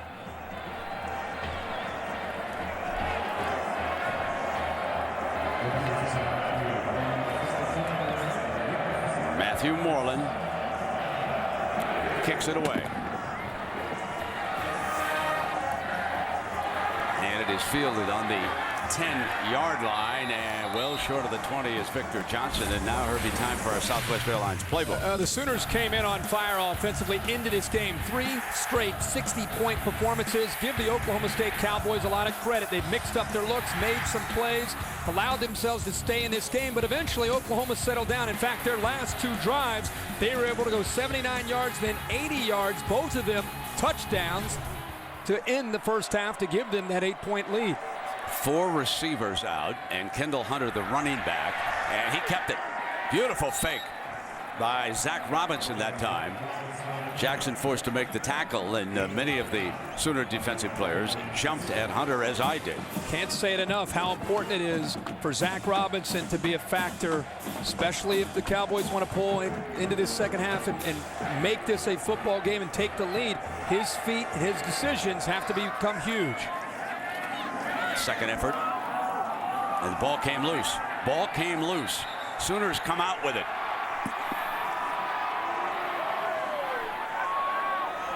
And we'll let the officials sort it out. Referee saying third down.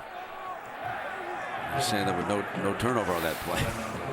You know, the defense is always going to react like that. See if Hunter is down. Once the ball comes out, there's no question that's a fumble, and there's no question that it was. And there's no question recovered by Nick Harris. And Brent, I don't think they stopped. They didn't have time there to stop the play. No doubt about it that Nick was Harris a recovered fumble it, right? by Kendall Hunter, recovered by Nick Harris. Ball's question. Not even close. The umpire should be looking right at it. Sure. And Oklahoma State gets to the line real fast. Wait till Bob sees that one on film. Play action. Fired down the middle. And cross midfield. And there is Davis again. They have two receivers to the bottom. Davis has had a lot of success getting this time up the seam. You saw Nick Harris drifting to the outside because of who else? Des Bryant occupying his attention. It opened up the middle there. Nice crease in the Sooner defense and a well-thrown ball by Zach Robinson. 23-yard gain. Now checking over with Mike Gundy and his staff over there, and they have changed this one up as Hunter switches to the left. Trying to bring heat. Hunter picks it up. Complete. Des Bryant to the 10-yard line. And with the opening drive of the second half, Cowboys get a break, and now they've got a 1st and goal after a 36-yard gain. Very similar play. This time you'll see the safeties work to the outside. It's going to open up again a nice crease here for the Oklahoma State offense. Look at the safeties occupied there, held to the middle, and a well-thrown ball. That's a ball that as a quarterback you've got to get back and throw the football with a lot of velocity, a low ball to not allow the safeties to come over to make the play. 2 straight throws here by Zach Robinson. Now, to correct myself, it's back on the 11-yard line. They could pick up a 1st down as Hunter takes a couple of defenders with him. Gerald McCoy in on that stop with Jeremy Beal, the left side, as you look at the defense for Oklahoma. And there's Big McCoy. And there's Beal.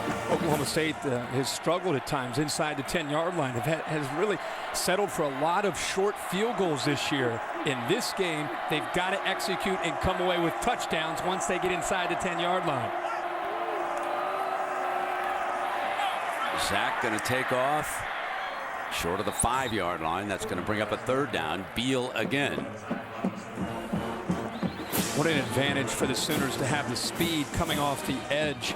The way you have Jeremy Beal and Frank Alexander, McCoy and Taylor, Bennett, Granger give you a good push up the middle. And then if the quarterback happens to step up, you can see the closing speed from Frank Alexander and Jeremy Beal coming from the outside in. There's confusion with the offense. Now the defense with a late substitution.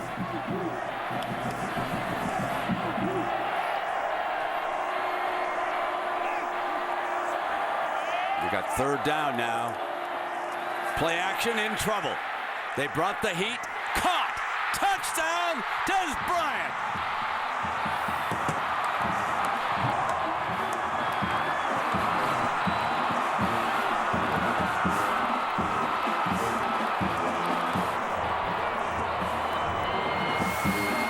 Des Bryant has wanted to make a huge play in a big game so badly. And how about Zach Robinson keeping the play alive? The hands by Des Bryant. And Brent, I can't help but go back to the early part of this drive when Kendall Hunter fumbled the football that Nick Harris recovered, that there was not enough time for the review to keep the drive alive, and the Cowboys capitalize on the opportunity. 3rd down. They go for 2. Zach, and it's read perfectly by Beal. Picked up. It's a live ball now. They can go for 2 the other way. They are not going to stop Big Frank Alexander. He's going to rumble in for the deuce.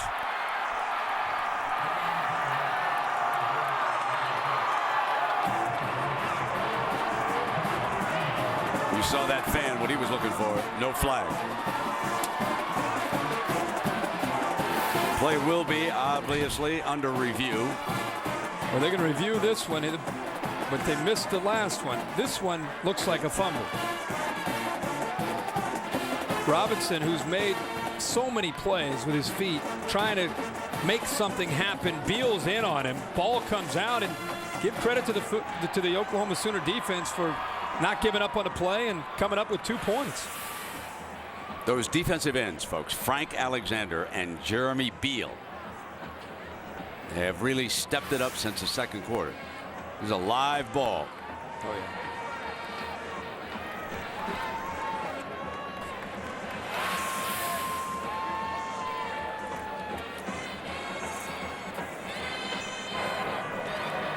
After further video review, the play is confirmed. 2-point touchdown for Oklahoma. So that makes it 23-19. Now, but let's go back earlier in the drive. Now watch, the ball clearly comes out, and watch number 5 right there. He sees it, got it, and for whatever reason, it was ruled dead, and Oklahoma State capitalizes. Fight. This ESPN telecast available in high definition on ABC HD. In the thick of things.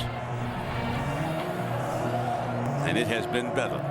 23-19. A 4-point margin right now.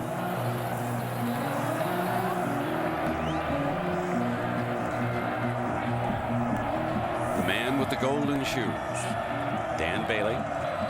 Sophomore from Mustang, Oklahoma.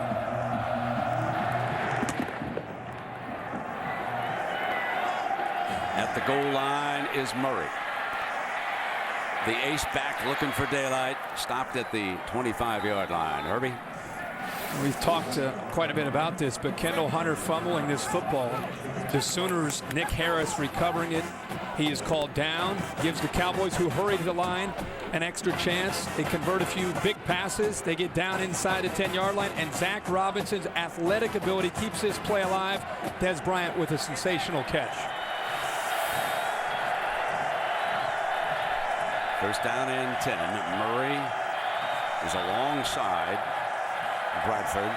Bradford with that taped left finger. Non-throwing hand. On the move.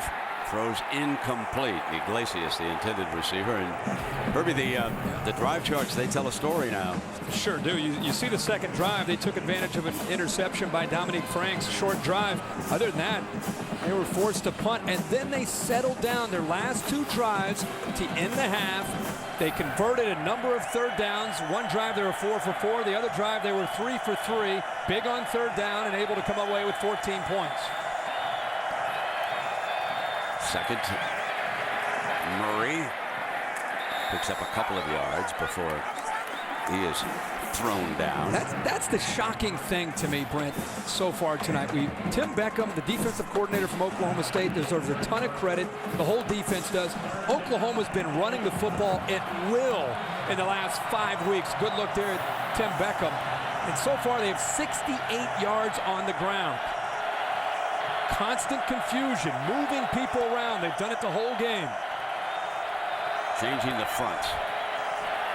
3 down, fires, deflected, complete, look out! End zone ahead for Gresham. The ricochet man puts up 6 more. 73 yards.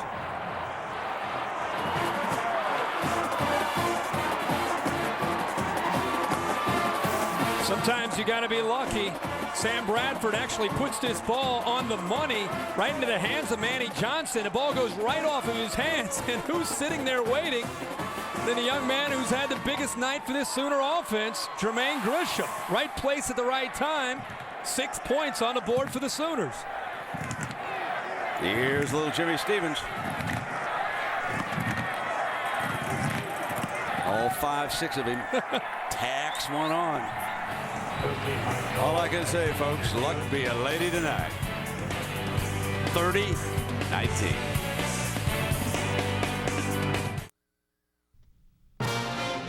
Saturday Night Football on ABC. Brought to you by Southwest Airlines. Low fares, no hidden fees. Bud Light. The difference is drinkability. Powered by Pontiac. Official performance machines of the NCAA. And Pacific Life. For insurance, annuities, and investments, choose Pacific Life. The power to help you succeed. All the memories over there in Heritage Hall, Oklahoma State history. And again, our Big 12 update. Here's the scenario now. If Oklahoma wins it, they would create a 3-way tie for first, and then the BCS ranking, the highest ranking. Remember, Texas had a slight lead coming into this game. If Oklahoma State wins, of course, then Texas Tech would play Missouri next Saturday. Here's on the 10-yard line, Cox. Let's go back to this touchdown, Herbie. Well, again, Sam Bradford would love to say that this is a play they work on Thursdays. The ball's pretty well thrown. It's a third down pass that Manny Johnson should have been able to catch. Goes right off of his hands, almost like he pushed it forward to Jermaine Grisham sitting on the backside. You're wrong. They work on a Wednesday. Oh, my fault. My fault. Lisa. Well, Brent, I was talking to Mike Gundy before the second half started, and he said, you know what, our defense has played well. Their tight end has got a lot of tip balls, but eventually those tips are going to come to us. Obviously, eventually hasn't started yet for Oklahoma State. Yeah, exactly. Kendall Hunter with the first carry. Yeah, I want to remind everybody that Jermaine Grisham is 6'6", 260, and the speed that he has on the outside when he's running away from people. This time, showing Hunter here on first down. Cowboys need to bounce back and again answer. We always talk about that, how important that is in college football because of the emotions. Now the Cowboys, ball is back in their court. See what they can do. Zach is pulling out from an option look. Can't find an open man. Splits the defenders and picks up a first down. A Tarkenton-like run, if you will. Very, very athletic quarterback who's improved so much with his passing over the last couple years, but at the end of the day, he's a dual threat guy that can make you pay for it if you don't have contain. This is a very athletic defensive line from Oklahoma, and he's running circles around him right now, and he's picking up huge chunks of yards for the Cowboys. Kept it. Here he comes. Another first down. Let's check in with Matt in New York. Matt. All right, Brent, Sports Center right now, powered by Vizio. Oregon built a 20-point lead in Corvallis on Oregon State. The Beavers have only been able to trade touchdowns since. The lead is now 13, and an Oregon win would open up the door for USC to head to the Rose Bowl by beating UCLA next week. In the meantime, Trojans are absolutely smothering Notre Dame on ESPN. The Irish recorded their first down of the game on the last play of the third quarter. It's 31-3. Now we go. First down. Charlie still calling plays? I believe he is, sir. Yes, sir. First down and 10 now. Zach fires over to Des Bryant. They've got another first down. And Des Bryant is starting to make an impact as we take a look at the Pacific Life game summary, and we have been keeping you up to date. We started the evening. We said these two running backs would be a factor in the game. And I mean, you look at the numbers, pretty similar. You have to say Kendall Hunter right now has probably been a bit of a factor for the Cowboys. DeMarco Murray started the game fast with a big touchdown, but the Cowboys have done a pretty good job of containing him and the Sooners running game. You know, I go back to a decision that Coach Mike Gundy made that I'm not sure was the right one. When he went for two early in this game, as I look at that 30-19 margin right now. Here's Hunter spinning down there. They're down by 11 points, Herbie. And had they kicked it, they'd be sitting on a 28-20 game, still by 8. I don't know if you want to chase that early. I was surprised in the third quarter, midway through the third quarter. A lot of scoring is going to be going on here to take an automatic opportunity to get that extra point away. I've seen that a few times in some of the games today. Georgia Tech was playing a little bit of that game with Georgia. They're going for two early in that game with Paul Johnson. Ended up winning that game. Huge win for Georgia Tech. Mike coordinating the offense.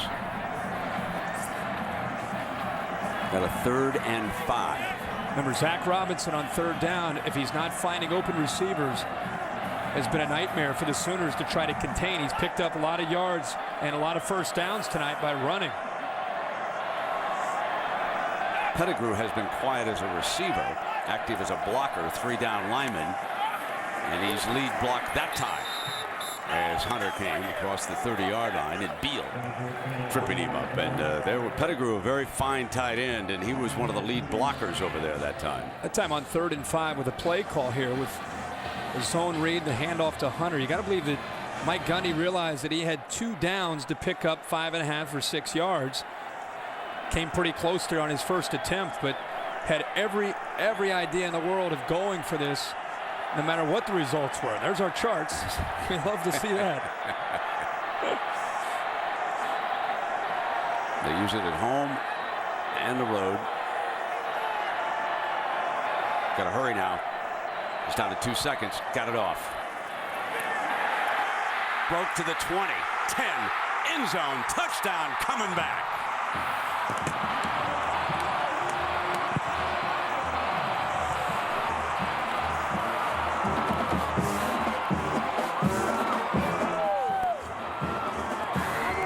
On 4th and 1, Zach Robinson goes 31 yards on the Oklahoma defense. Great blocking here by the right tackle, Brady Bond. Steve Denning also a nice seal block, and the speed and athletic ability once he gets into the open field. And how about Des Bryant giving a little effort downfield to make sure the quarterback was able to get to the end zone.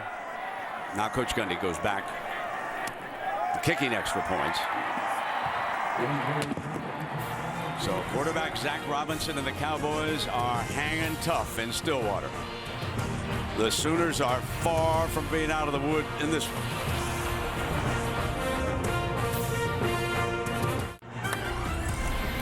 Monday Night Football on ESPN at 8:30 Eastern. The Jacksonville Jaguars and the division rival Texans in that game. A pretty good rookie down Houston way. Steve Slayton came out of West Virginia. And I note that he's having a pretty good year. So some of you fantasy players who took a shot at him, you're probably pretty happy you got him around now. And you play fantasy? No. I don't either. I don't understand it. I play real ball, real number. Oh, no, I mean. Boom. Boom goes the foot. Fielded at the 4 by Iglesias. To the 26-yard line, and let's go back to Herbie's tip drill. Be it Thursday or Wednesday, folks. That was against Texas. Broyles there. This was earlier with the tight end, and then finally the coup to 6 points. And the last time they had a ball. By the way, look at the speed. 6'6", 260 pounds, just walking away from the undersized safeties and corners from Oklahoma State. So not only the tip drill, but serious speed in the open field by Grisham. Sooners' last 3 possessions have been touchdowns. Oklahoma up 4. Show blitz. They run Brown away from it.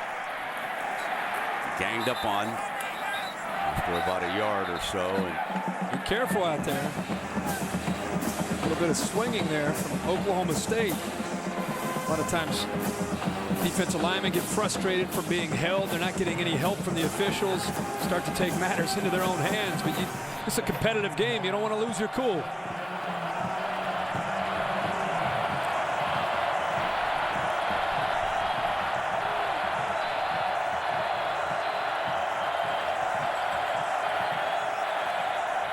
that's Sexton, the linebacker, who's creeping up. Bradford throws in underneath to Brown, and this makes it 3rd and very short. I think because Oklahoma State is doing a good job at the line of scrimmage and taking away the running game, Sam Bradford, which he's done these last few possessions, is going to have to get most of the yardage through the air to soften things up a bit. Then you can get back to running the ball. Toss play with Brown, struggling. Bus for the first down. That was a fine run by Chris Brown, the junior from Louisiana. I mean, they are fighting, scratching, clawing for everything that they can get when they try to run the football. You got 9 guys up at the line of scrimmage on 3rd and short, and Lemon is there to hit Brown short of the first down, but the toughness there and the power by Chris Brown gives the first down. Derek Burton is down, shaken up, and being tended to. Well, we welcome in a friend of ours who's certainly watching the game very closely down in Austin, Coach Mack Brown of the Texas Longhorns. And Mack, first let me ask you, what are you seeing here tonight? What do you see with the Oklahoma Sooners, my friend? Well, we're seeing 2 great teams, Brent and Kirk. I mean, we played them both and beat both of them, and knew they were a good football team, and Oklahoma State's tough at home. And so I'm not surprised by anything I've seen tonight. Mac, what is your feeling on the three-way tiebreaker in the system and getting down to the BCS standings, I guess, is the fifth tiebreaker when you have three teams that are tied? I mean, do you think this is the best answer? Well, Kirk, number one, it's three really good football teams with Texas, Oklahoma, and Texas Tech, and somebody's going to be really disappointed tomorrow. There will be two teams that probably deserve to play in a championship that won't get there. But it seems to me like after looking at the SEC rule for a tiebreaker and the ACC rule for a tiebreaker, it's pretty simple that if Oklahoma State wins, Tech is in head-to-head with us. And since Tech is not in the mix if Oklahoma wins because it's two highly rated teams, we should be in head-to-head if Oklahoma wins tonight, regardless of the score. Stick with us here, Mac, on the 1st and 10. Murray, the Oklahoma running back now. Bradford checks over to see what Kevin Wilson wants done. Sent down below. 3 down linemen they had been using 4 down and moving Sexton in, and now they come back with the linebacker standing up. Rush 4. Bradford in trouble, runs out of it. And close to a first down. And Mac, let us say that Oklahoma does wind up with a couple more style points, and certainly they were closing in, and they're playing here tonight. Let's just surmise for a minute. Texas is still very much in the chase for the BCS championship game down in Miami, though. Aren't I correct about that? I mean, Oklahoma would have to go play Missouri and Kansas City, and then we'll see what happens with Alabama and Florida. What are your feelings about that? Well, there's no doubt. I do think the Big 12 will revisit this rule, Brent, next spring, because head-to-head, if we talk about playoffs all the time, when you play head-to-head and it doesn't count, it's really hard to act like playoffs would make a difference. Our kids have played great. They are in the mix. You guys saw the Texas-Oklahoma game. It was a classic, but it was on a neutral field, and we won the game. So I think that's where I would be coming from.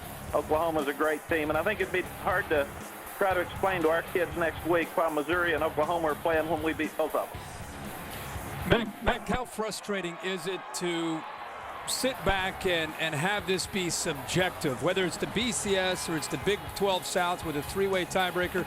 As you said, you guys don't have to apologize for anything, the season that you've enjoyed this year, but to sit back and to not have any control over this has to be very difficult.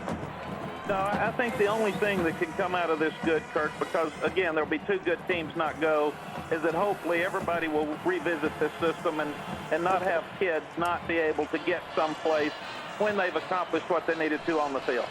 Mac, thank you very much for being with us tonight, and good luck regardless of what happens. You and the Longhorns have had a wonderful season, and we've enjoyed covering some of the games, I'll tell you that. The Big 12 South, ladies and gentlemen, has been just a wonderful, wonderful conference.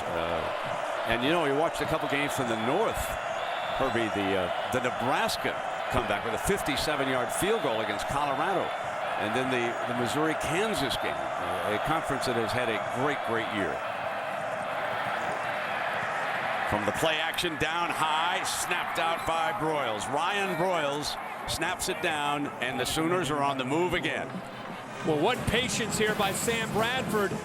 Number 4, Levine, is actually in his window.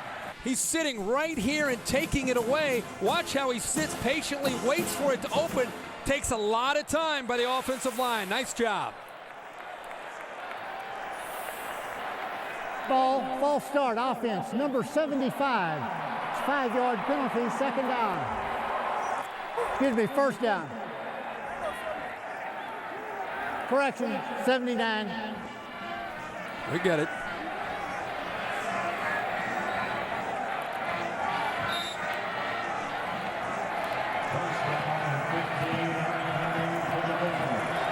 First down of 15.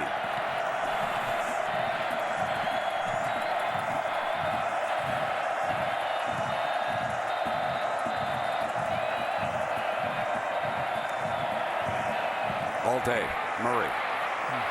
First down and approaching the red zone. Lemon back to make the stop on the running back. He hits the receiver downfield. These linebackers all of a sudden lose a bit of their swagger. They start to drop, taking away the deeper throws. And Bradford, well aware of it, makes a nice throw underneath.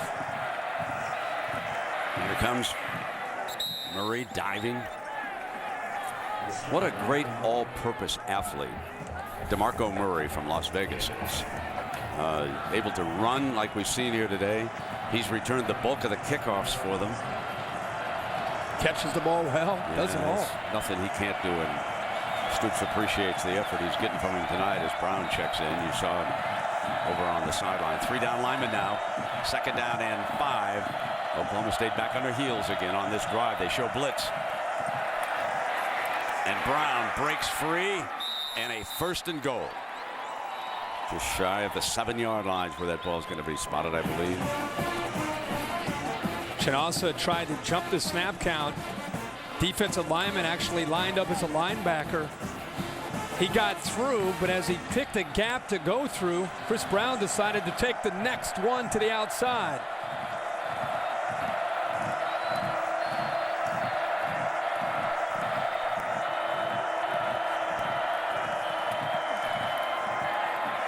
Brown juggles it incomplete.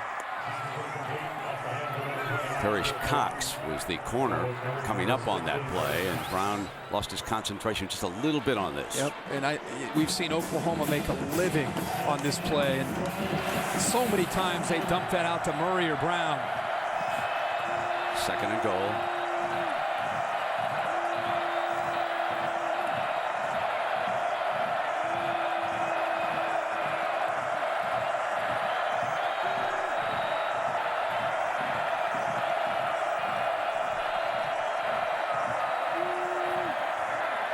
Lob end zone, incomplete. And again, it was Cox back with the coverage on Chaney in the end zone. Great coverage this time by Cox. Sam Bradford a little bit short with this ball, and he's very fortunate that Cox could not locate the ball as he went airborne. Ball is underthrown. Cox could have made the interception.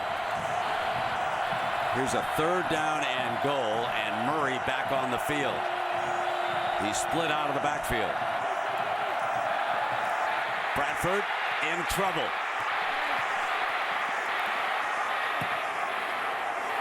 Vaulting for the end zone as he was being run out of bounds.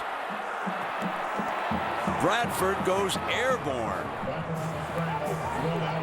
Brent, how about the athletic ability here by Sam Bradford? We've talked on and on and on about Zach Robinson. Bradford goes up in the air, gets forced out by Ori Lemon, but he ran away from Levine, who's chasing him from the backside before he went up into the air. What a spectacular picture that is.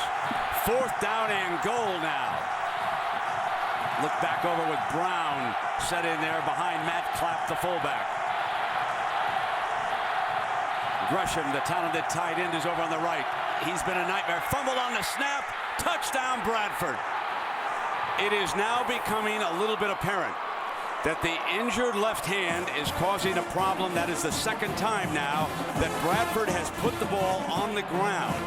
But in each instance, he has saved it. Once with the recovery, and watch what he does here. Picks it up. 6 more for the Sooners.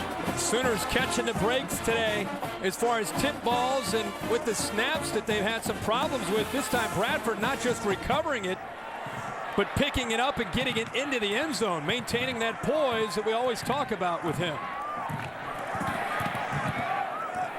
Touchdowns on their last 4 possessions. And as Branch Rickey might say, luck, folks, is a residue of skill.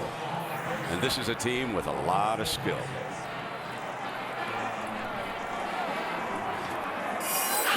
Well, we've got a brand new season almost here. Lost. The premier event Wednesday, January 21st, starting at 8, 7 Central on ABC. And, of course, a reminder, next week, championship week. And lots of great games coming your way. And, Herbie, you and I will be in Kansas City for the Big 12 championship, matching Missouri against one of 3 teams. Let's go back and look at Sam Bradford, Brent, because one thing that got overlooked is not just the speed. Well, how about this? A little bit of a stiff arm for Levine to get him away, and then he starts to outrun him. I think people love to see Sam Bradford, known as a pocket quarterback, a guy that's going to sit usually and hurt you with his arm. Tonight he's shown he's not afraid to not only run the football, but do whatever it takes to try to get the ball into the end zone. He goes airborne, and then, of course, is able to score the touchdown in the next play.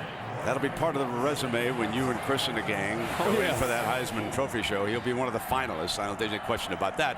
Colt McCoy, Tim Tebow, Graham Harrell, all those great quarterbacks. And it's been a close race, dogfight among these youngsters for that #1 award. I'm sure they're more interested in winning football games. And there is Bradford looking down at the hand. He's put a couple on the ground here tonight on snaps. Fielded at the 5 by Victor Johnson. Johnson thrown out of bounds, and we'll check in with Matt Weiner in New York for an update. Matt.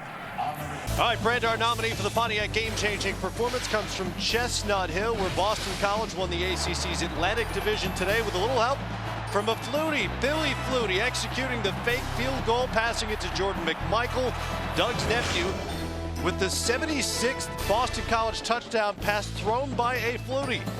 Vote for your Pontiac game-changing performance starting tomorrow morning on ESPN.com. Well, those Fluties, they throw those TD passes. That's great.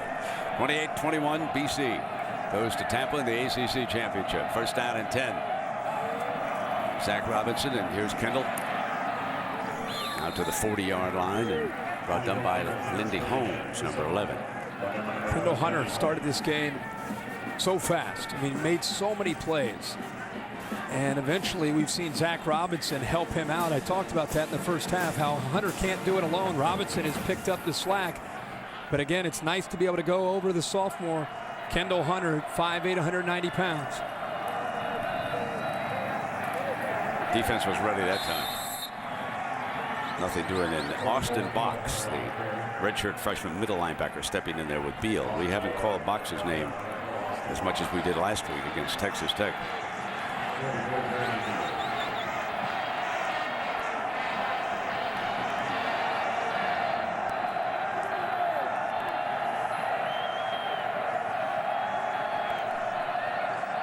Des Bryant, who's had a pretty good game up at the top.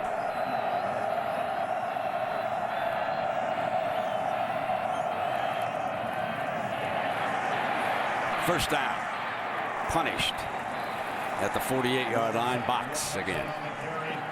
Good coverage by Oklahoma, but how many times does Oklahoma have to see this? They know it's coming, but if you're going to take away all the receivers, there's room. There's nobody left to take away the mobile, athletic Zach Robinson. The mobile quarterback, hey, Herbie? Hard to account for. Yep. Saturday Night Football presented by Southwest Airlines returns after this message and word from our ABC stations.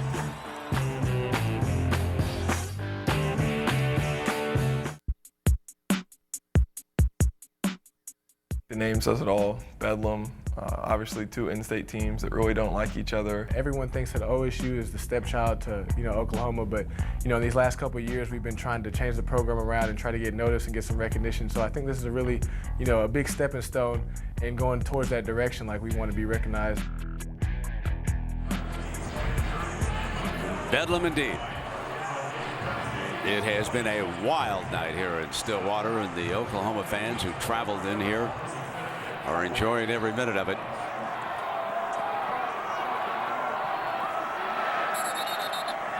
Before the snap. Dead ball, false start, offense, number 54. 5-yard penalty, first down. That's the left guard, Andrew Lewis. That's exactly how you don't want to start the fourth quarter, coming out of a TV timeout.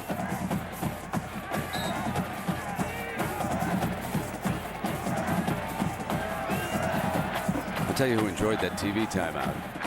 The Oklahoma defensive linemen. They're getting tired of chasing number 11 around. They've been on their heels tonight. You're right, chasing Zach Robinson and Kendall Hunter. Zach's got 108 yards rushing. Great grab. Pettigrew to the 20-yard line. Quiet all night. Used mainly as a blocker. Brandon Pettigrew steps up here. Well, Grisham's had the huge night of the 2 all-star, all-American type tight ends.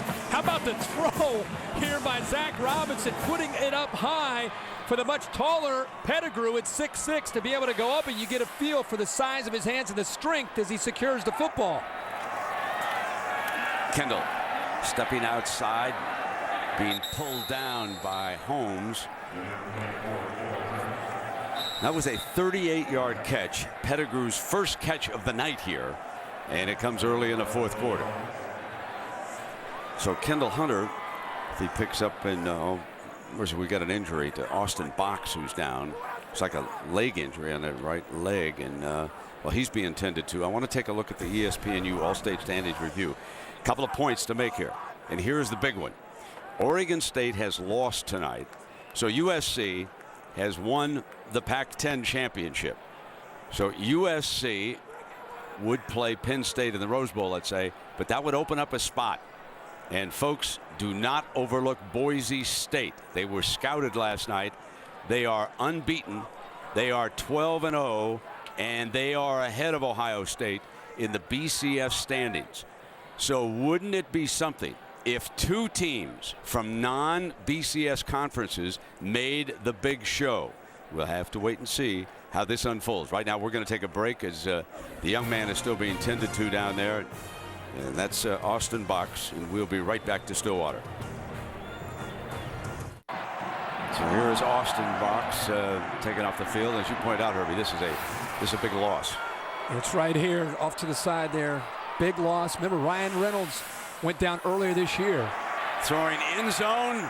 Got a man. Touchdown, Des Bryant. Working against Franks in the corner. They will not go away. They will not go quietly into the Stillwater night. Des Bryant with his second touchdown tonight. They come right after the Sooners coming off of the injury to Box. Isolated there, one-on-one. Actually gets behind Dominique Franks. Ball's thrown high, but Franks didn't have any chance to make a play on the ball. He was out of position. And a nice throw again by Zach Robinson. Oklahoma State has scored touchdowns on all three possessions this half. Tostin, the running back, as they'll now go for two. Des Bryant again against double coverage up over the top. An 8-point production by number one, who is stepping out in a big game for the first time this year.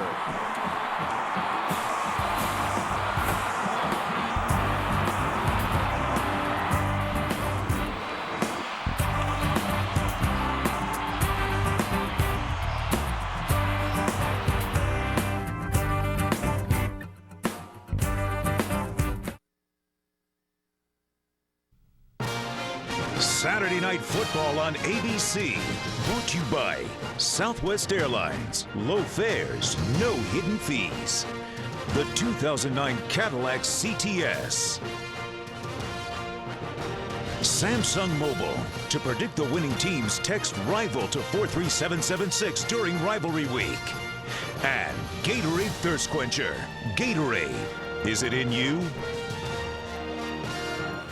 Eskimo Joe's, folks. It's a tradition like no other here in Stillwater. Herbie, get some of those cheese fries. Give me two of those. Huh? Woo! Whoa, baby. That looks good. Can't be. It's been happening here since 1975. Well, bedlam. Sheer bedlam. What a game. Fielded back on the 5-yard line by Murray. What a workhorse he's been here tonight. Breaking free, got a seam, 40, midfield. Kicker is back, slows him up. Dan Bailey. The man with the golden shoe, forced to play a little football. Dan Bailey throws his nose in there, but great blocking by the Sooners here. Look at the crease and then the speed to the outside. The block to the top of the screen opened it up. And boy, when you see number 7 in the open field for the Sooners, it's very, very tough to bring him down. The Cowboys are lucky that Dan Bailey had the courage to step in there to slow him down. The fastest of the running backs, and that's why he's back. So Chris Brown will give him a blow now after a 69-yard return by Murray. 3 down linemen. Fill the gaps. Broyles still on his feet. That, folks, is a gang tackle. Might have to stay tuned after the game for your late local news over most of these ABC stations. As soon as we finish, and then over on ESPN Sports Center, we'll have all the highlights and Talk about that story involving Plaxico Burress and the latest incident. Guess he was already out of the game until he accidentally shot himself, or at least that's the story I heard earlier tonight on ESPN. Second down and 9. Play fake. Bradford got time, goes for the seam. First down, Iglesias to the 8-yard line. Boy, great anticipation by Sam Bradford of recognizing the soft spot in the zone and throwing the ball before his receiver is even into the window. Puts it there. Iglesias runs to the spot, protects himself, and Sam Bradford, before a blink of an eye, the Sooners return a big kickoff, and now they're inside the 10-yard line. Starting to feel like Missouri, Kansas earlier from earlier in the day. Brown cuts back to the 5-yard line. Lemon was among the defenders, and Sexton there too. You have a balanced attack, and a defense is trying to take away one thing, which is clearly tonight the Cowboys trying to take away the Sooners' ability to run the football. You got to put the ball into the hands of Sam Bradford in the passing game, and that's what they've been able to do here these last 4 or 5 drives.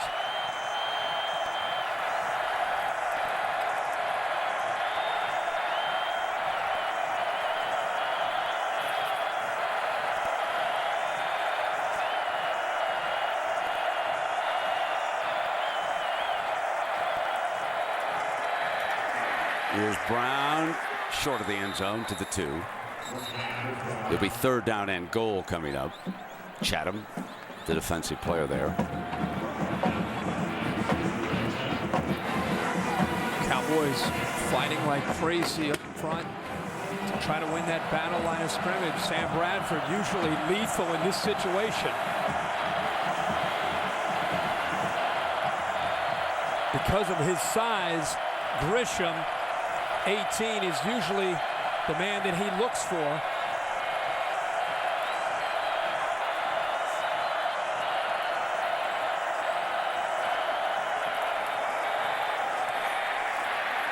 Brown, and it's 4th and goal.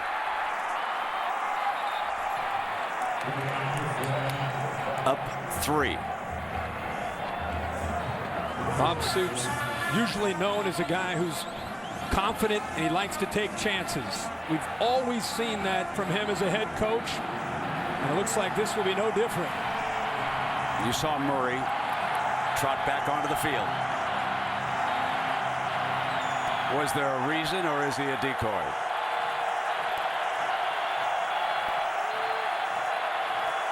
He's flaring.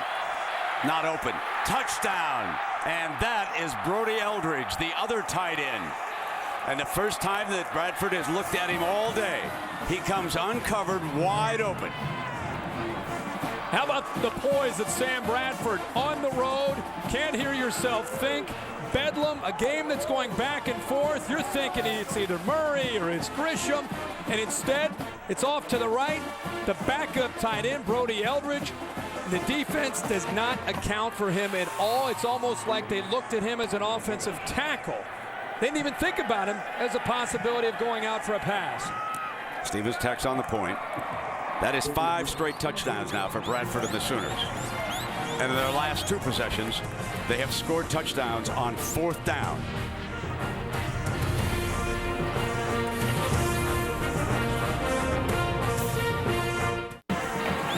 Another Saturday night in the Big 12.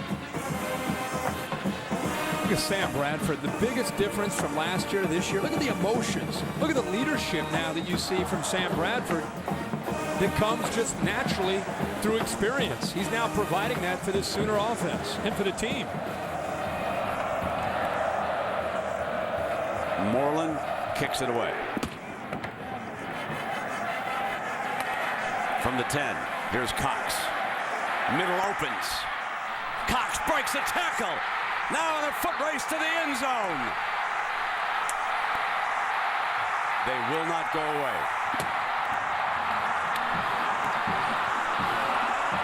90 yards of pure bedlam.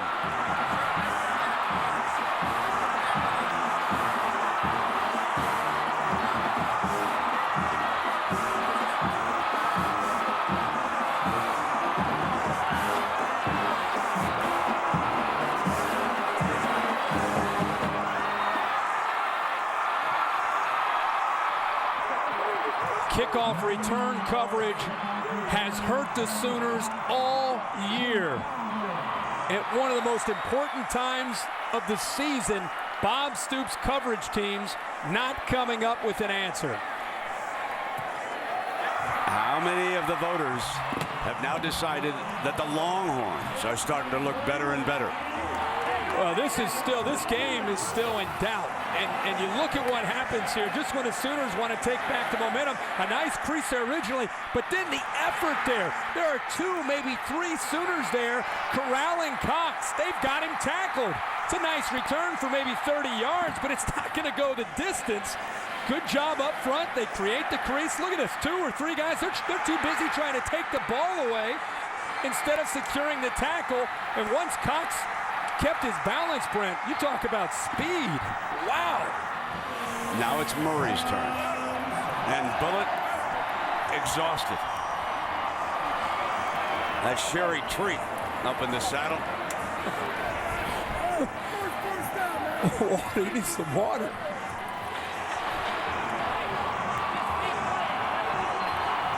Speaking of exhausted. He's done. Get all the way down. What kind of effort was that? 41 points. He's not getting all the way. Get down. Still got a lot of work ahead of him tonight, I think.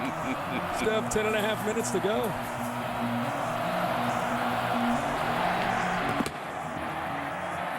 Cowboys won't back away, and here he comes from inside the end zone.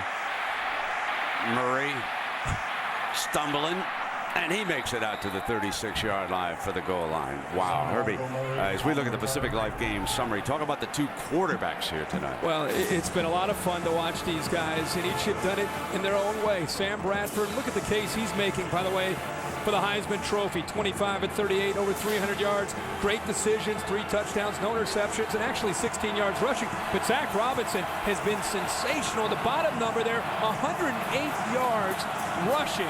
His feet have kept the Cowboys offense alive and in this game. We have not had a punt in this game since the first quarter.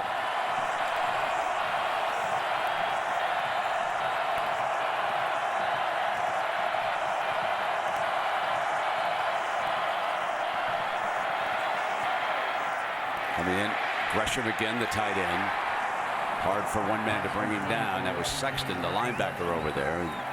Mentioned how the Sooners coverage team has hurt them. In fact, last the time we had him in Dallas in the Cotton Bowl, it hurt him against Shipley from Texas. It's the 4th kickoff that they have allowed to go all the way back for a touchdown. Something you would not expect from such an athletic group in the Oklahoma Sooners. 2nd and 8.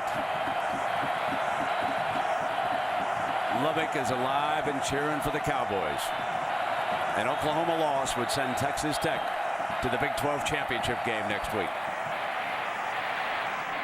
Brown slashing through, short of the first down. It's one of the first times in a long time we've seen Oklahoma's offensive line have a chance to get to the second level. By that I mean the center and the guards trying to get up to the linebackers to give their backs enough room to run. Sooners only 116 yards tonight running the football, so they've had to do it through the air for most of the night.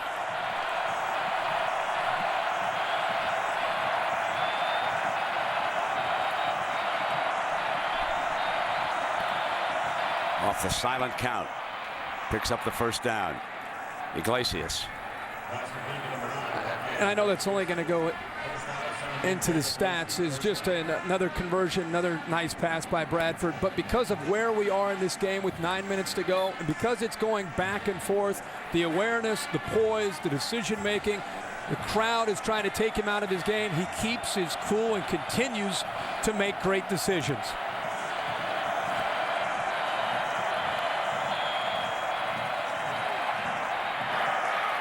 Top. And that's Gresham again.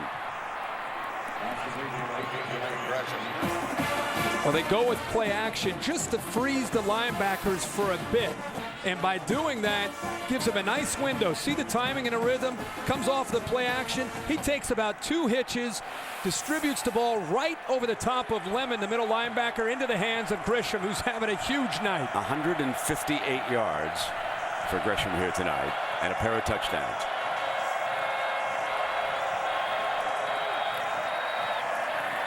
That flanker screen, Broyles has a first down at the 14-yard line. Price, the defensive back. Anytime you leave Broyles alone over the slot like this, Sam Bradford's going to call off the play that he originally wanted. Just get it out there right now to Broyles, pick up a block on the outside, and just like that, there's 10 yards and a first down.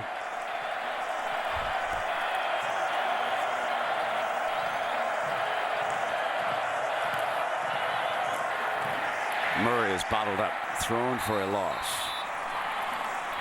Of course, at the end of this wild one, we'll select a Chevrolet player of the game from each team, and Chevrolet will make a $1,000 contribution to each university's general scholarship fund. Got a few candidates tonight, Brent. It's going to be hard to pick one from each side.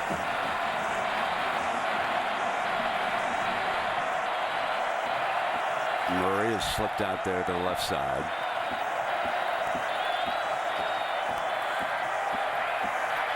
End zone, wide open, touchdown. Iglesias. Pick your poison with this bunch. 17 yards.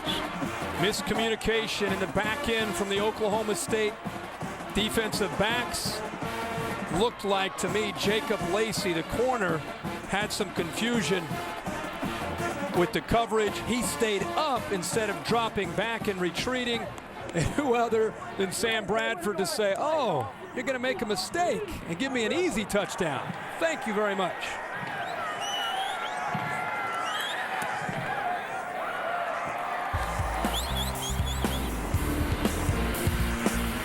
Six straight Oklahoma touchdowns. Can anyone stop this machine?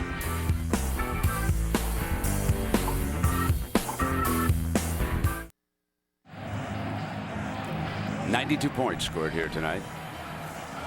A 10-point lead for the Sooners. 7:17 remaining. And now it's the Cowboys' turn.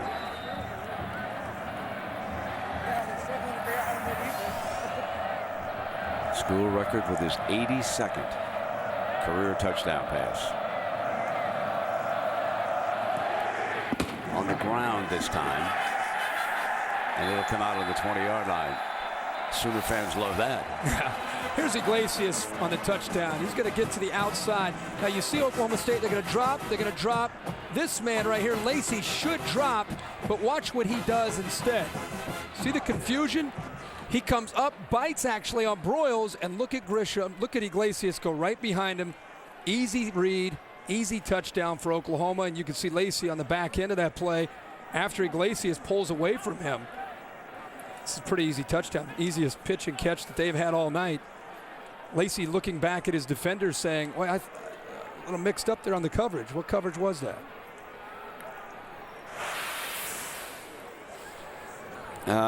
Lisa, what's the situation with the young linebacker over there, Box, for the Sooners? Well, Brent, Austin Box, unfortunately out for the rest of this game. They believe that he has an MCL tear in his left knee, and they're telling him that he could be out up to 6 weeks. Brent?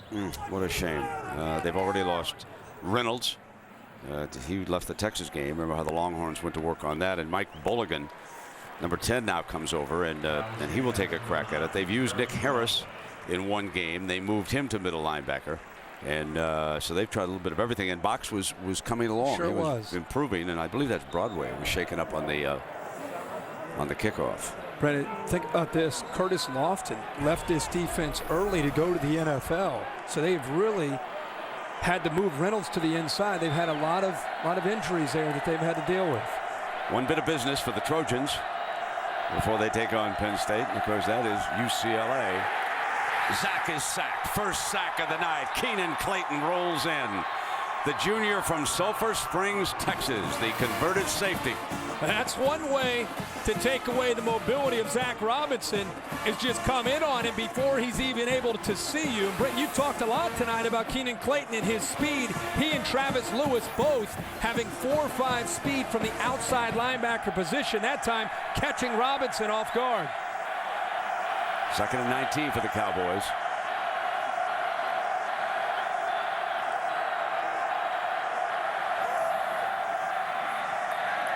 underneath, well short, and that was Bolligan.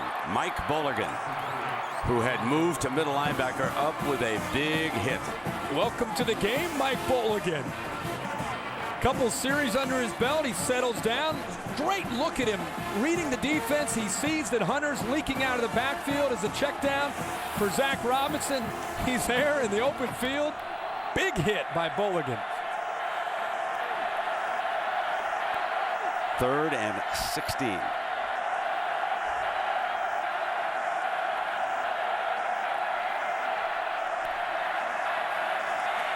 A lot of time. Fires high, incomplete. Almost intercepted. Damian Davis was the intended target on that play. Robinson had his receiver. He actually breaks free here.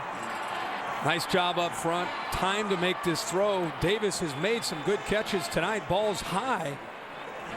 He's got to be able to secure that catch and pick up a first down. If he holds on to that football, it's a first down on 3rd and long. Oklahoma can tighten the grip here. Broyles standing back on the Sooners' 45-yard line. They figure to have great field position.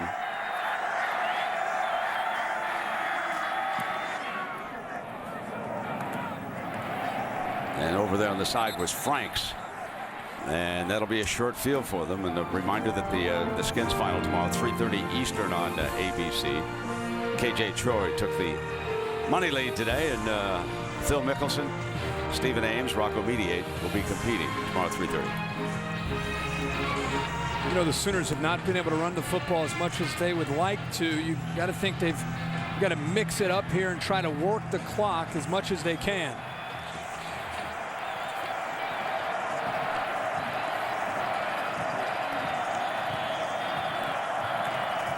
Here is Murray. And he goes out of bounds. Ooh, hit hard over there at the wall. There's not much space between the sideline and that wall. Murray went over to the bleacher seat, and you can see there's just not much room there. It is tight quarters here.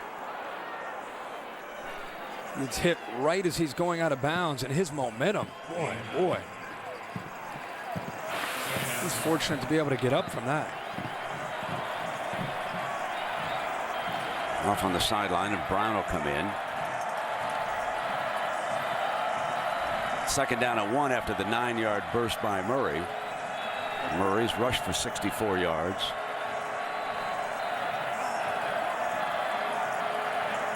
Milking the clock here.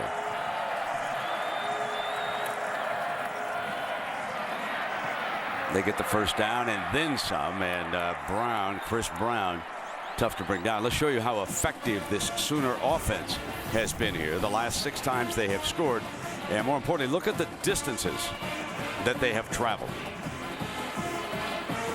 Anytime you're able to have 6 straight scoring drives with touchdowns, obviously that is good, but what I've been impressed with is their ability to answer the attacking style from Oklahoma State. I mean, the Sooners came in their last 5 games. They've been running the football 273 yards a game on the ground.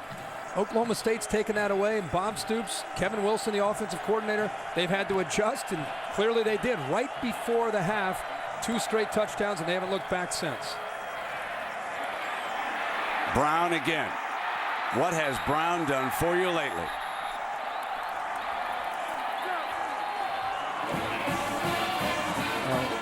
Right now, Oklahoma killing the will of Oklahoma State late in this game. This is where you start to see the running game all of a sudden start to work.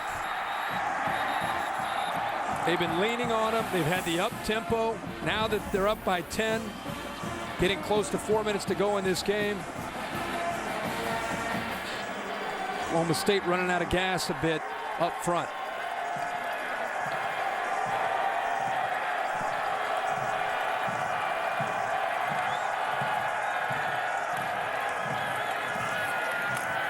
Brown stopped at the 10.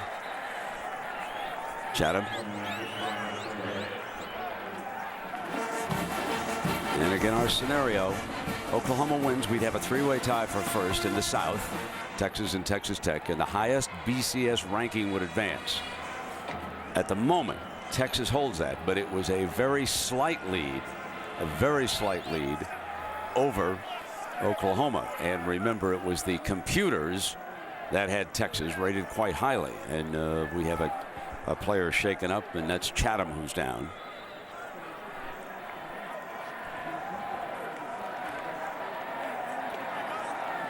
.344.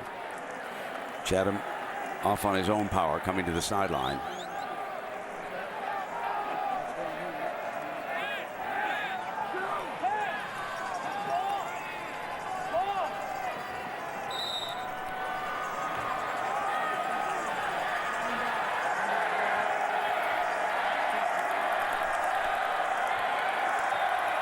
Three down linemen.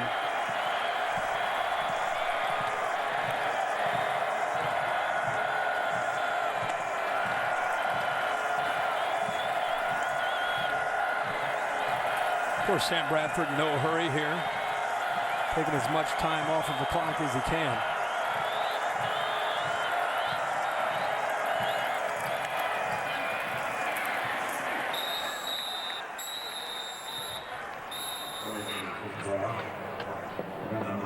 Levine making the stop. Timeout. Oklahoma State with 2 timeouts. So a reminder again, tomorrow night on ABC, Desperate Housewives. And that's at 9/8 Central on ABC. So there you have the big show for tomorrow night on the network. And here we've got Oklahoma ahead by 10 points. And the key question as to what's going on right now is whether or not they've got enough style points to overhaul Texas in the BCS rankings. It's simply coming down to that. If they can maintain this lead, obviously anything can happen. Everybody's going to be watching this game. They watched the Thursday night game. For me personally, what Oklahoma's done is impressive these last couple weeks, but I always go back to the head-to-head. I look at what Texas and Oklahoma did on the same field. We called it in Dallas. Texas beat them, and for me, that's enough. For other people, of course, if you're an Oklahoma fan, what about, hey, Texas Tech beat Texas, and look what we did to Texas Tech. I understand that, but to me, it comes down to Texas and Oklahoma. For me personally, I think I'm in a minority based on the way the polls came out last week. Third down. Incomplete.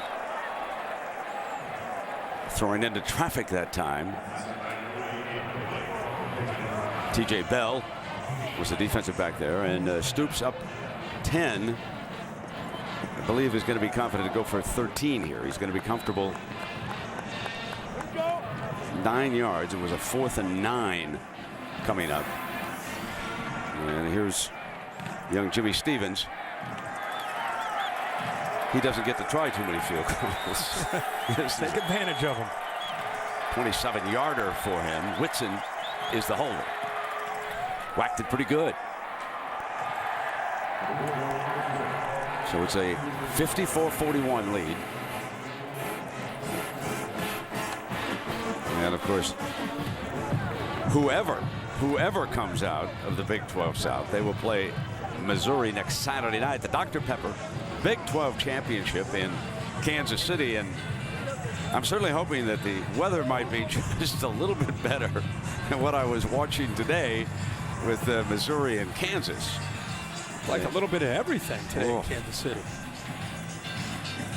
You know, the wild card in this scenario is if Missouri somehow knocks off whoever ends up showing up in next week's game, whether it's Oklahoma or it's Texas. If they end up pulling off an upset, the team that's left out of getting to Kansas City still could theoretically make it to the national title. Indeed.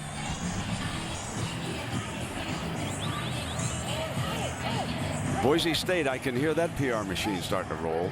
Everybody remembers what happens the last time they went to a BCS Bowl. I'm sure that the Sooners remember the Statue of Liberty play in one of the most exciting bowl games ever in the Fiesta Bowl. And of course, USC has to take care of UCLA next week.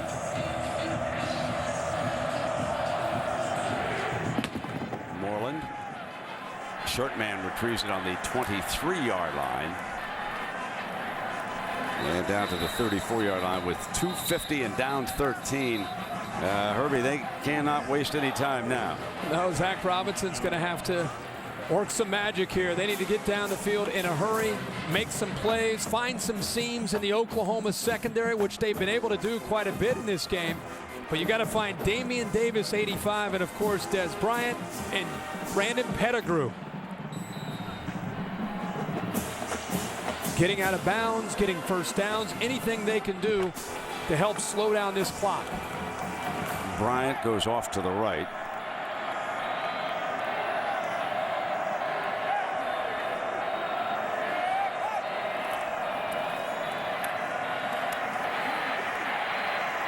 Zach throws it. Kendall came out as the safety valve, and Hunter picks up a first down and stops the clock. Again, in college football, the clock will not stop completely until you get under 2 minutes. Now the game clock will start with the play clock once the referee gets the ball set up. So the clock will start. So Zach Robinson needs to be aware of that because every second at this point matters. It's 12 seconds. Fumble, loose ball. Oklahoma has recovered. Adrian Taylor and Jeremy Beal.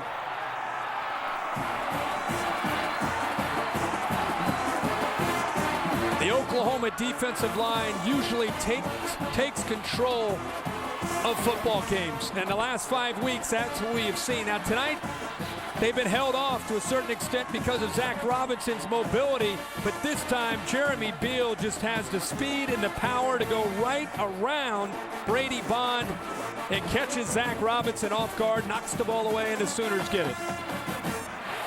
That is Big Taylor down on the bottom with the recovery. 2 takeaways. Lead the NCAA in that category. The Sooners are closing in on a W. They want another touchdown. You know that, Brent. Here's Murray. Staying in bounds, keeping the clock moving. You said it in the open. Style points. Got a player shaking up down there now, and that's Cox, who returned that kickoff for a touchdown.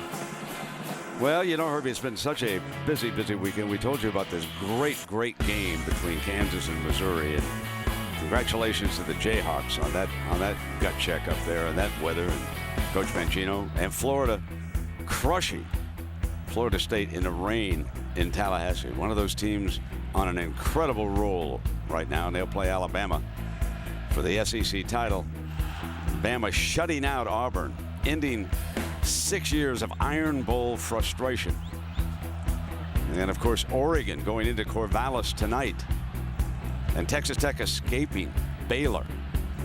Just so many great stories unfolding. 2:03 left here, and then they'll turn it over to coaches who vote in the USA Today coaches poll, and to the Harris poll, whoever that's made up of. And the computers will roll. Then they'll shake it all up, and then they'll pour it out, and they'll tell us who's going to play Missouri next week.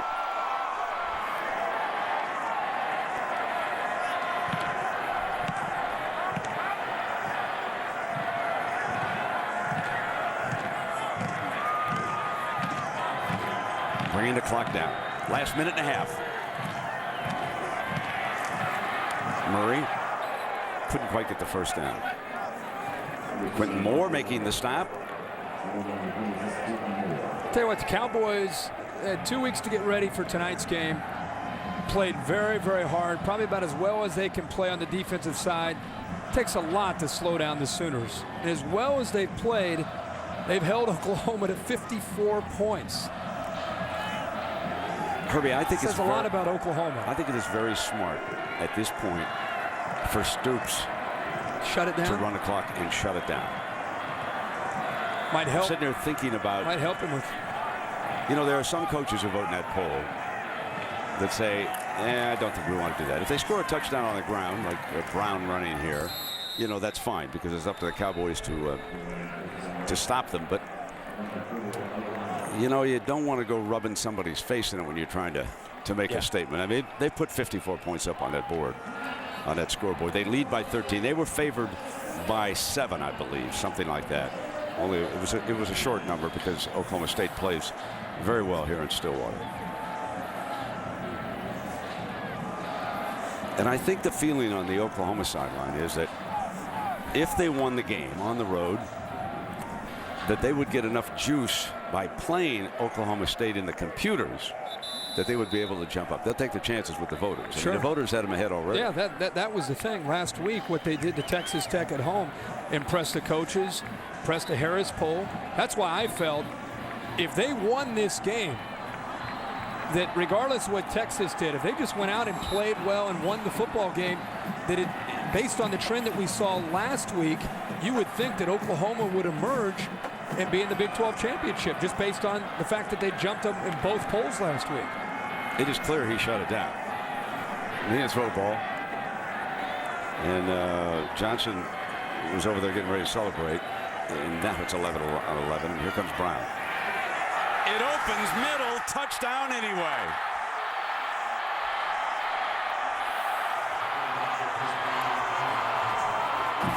"28 yards.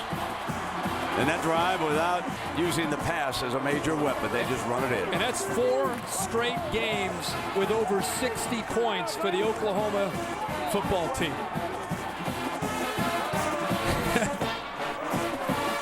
I don't care who they play and where they play them. They're going to score points.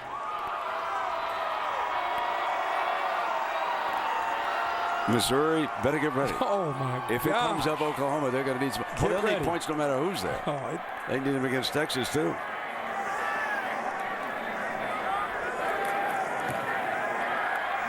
Tacks on the extra point.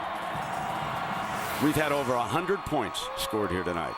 And the big boys up front just wearing down Oklahoma State. I told you, it's a different feel late in the game after a team has played with so much emotion, so inspired. Eventually you hit that wall, and Oklahoma right there to capitalize and take advantage of that. Found the crease, and Chris Brown gets upfield in a hurry.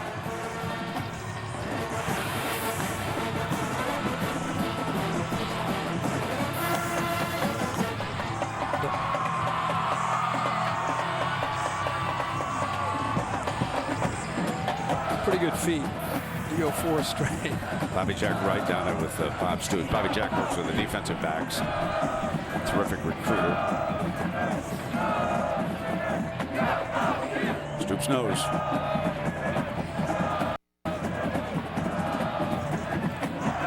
You always hug the center. When you're a coach, one guy you give a big hug to is your center. John Cooper, you take care of your center. Boomer Sooner. It'll be a happy trip back to Norman. What's your hunch? You think Oklahoma goes to Kansas City? They got the last show. Yep. That helps. Last 2 weeks. I'll be shocked if it's not Oklahoma. But we'll see.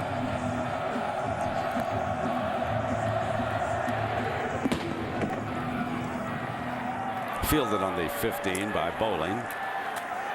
And Bowling is out to the 32. So let us honor our 2 quarterbacks here tonight. Herbie, as the Chevrolet Players of the Game, and in recognition of their efforts, Chevrolet will make a $1,000 contribution to each university's general scholarship fund. 5 total TDs for Bradford and 1 airborne attempt at a 6th total TD. I mean, the picture that's going to remain out of this game for everybody is Sam Bradford going airborne toward the end zone. They'll be showing that, as you said, a lot of times when we go to New York City for the Heisman Trophy ceremony.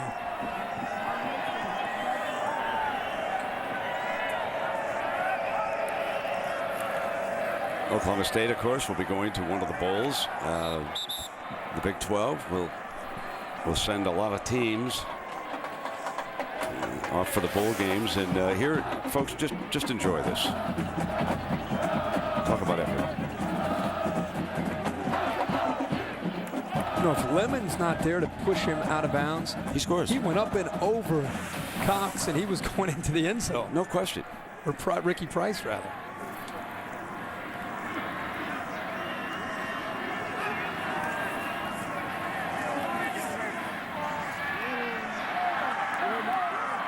Still hustling. Coming across midfield, that was Keith Toston, one of their backup running backs. Shaken up a little bit on the play. So Coach Mike Gundy and Bob Stoops will meet, and it looks like Toston's shaken up. He'll come off to the sideline. And Kendall Hunter will finish it up here.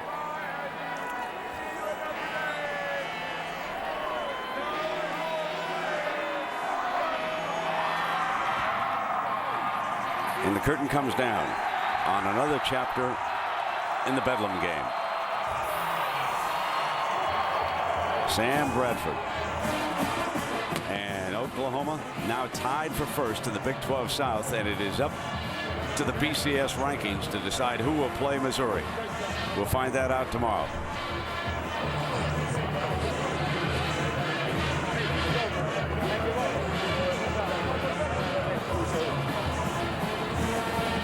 Let's go down to Lisa with Coach Stoops.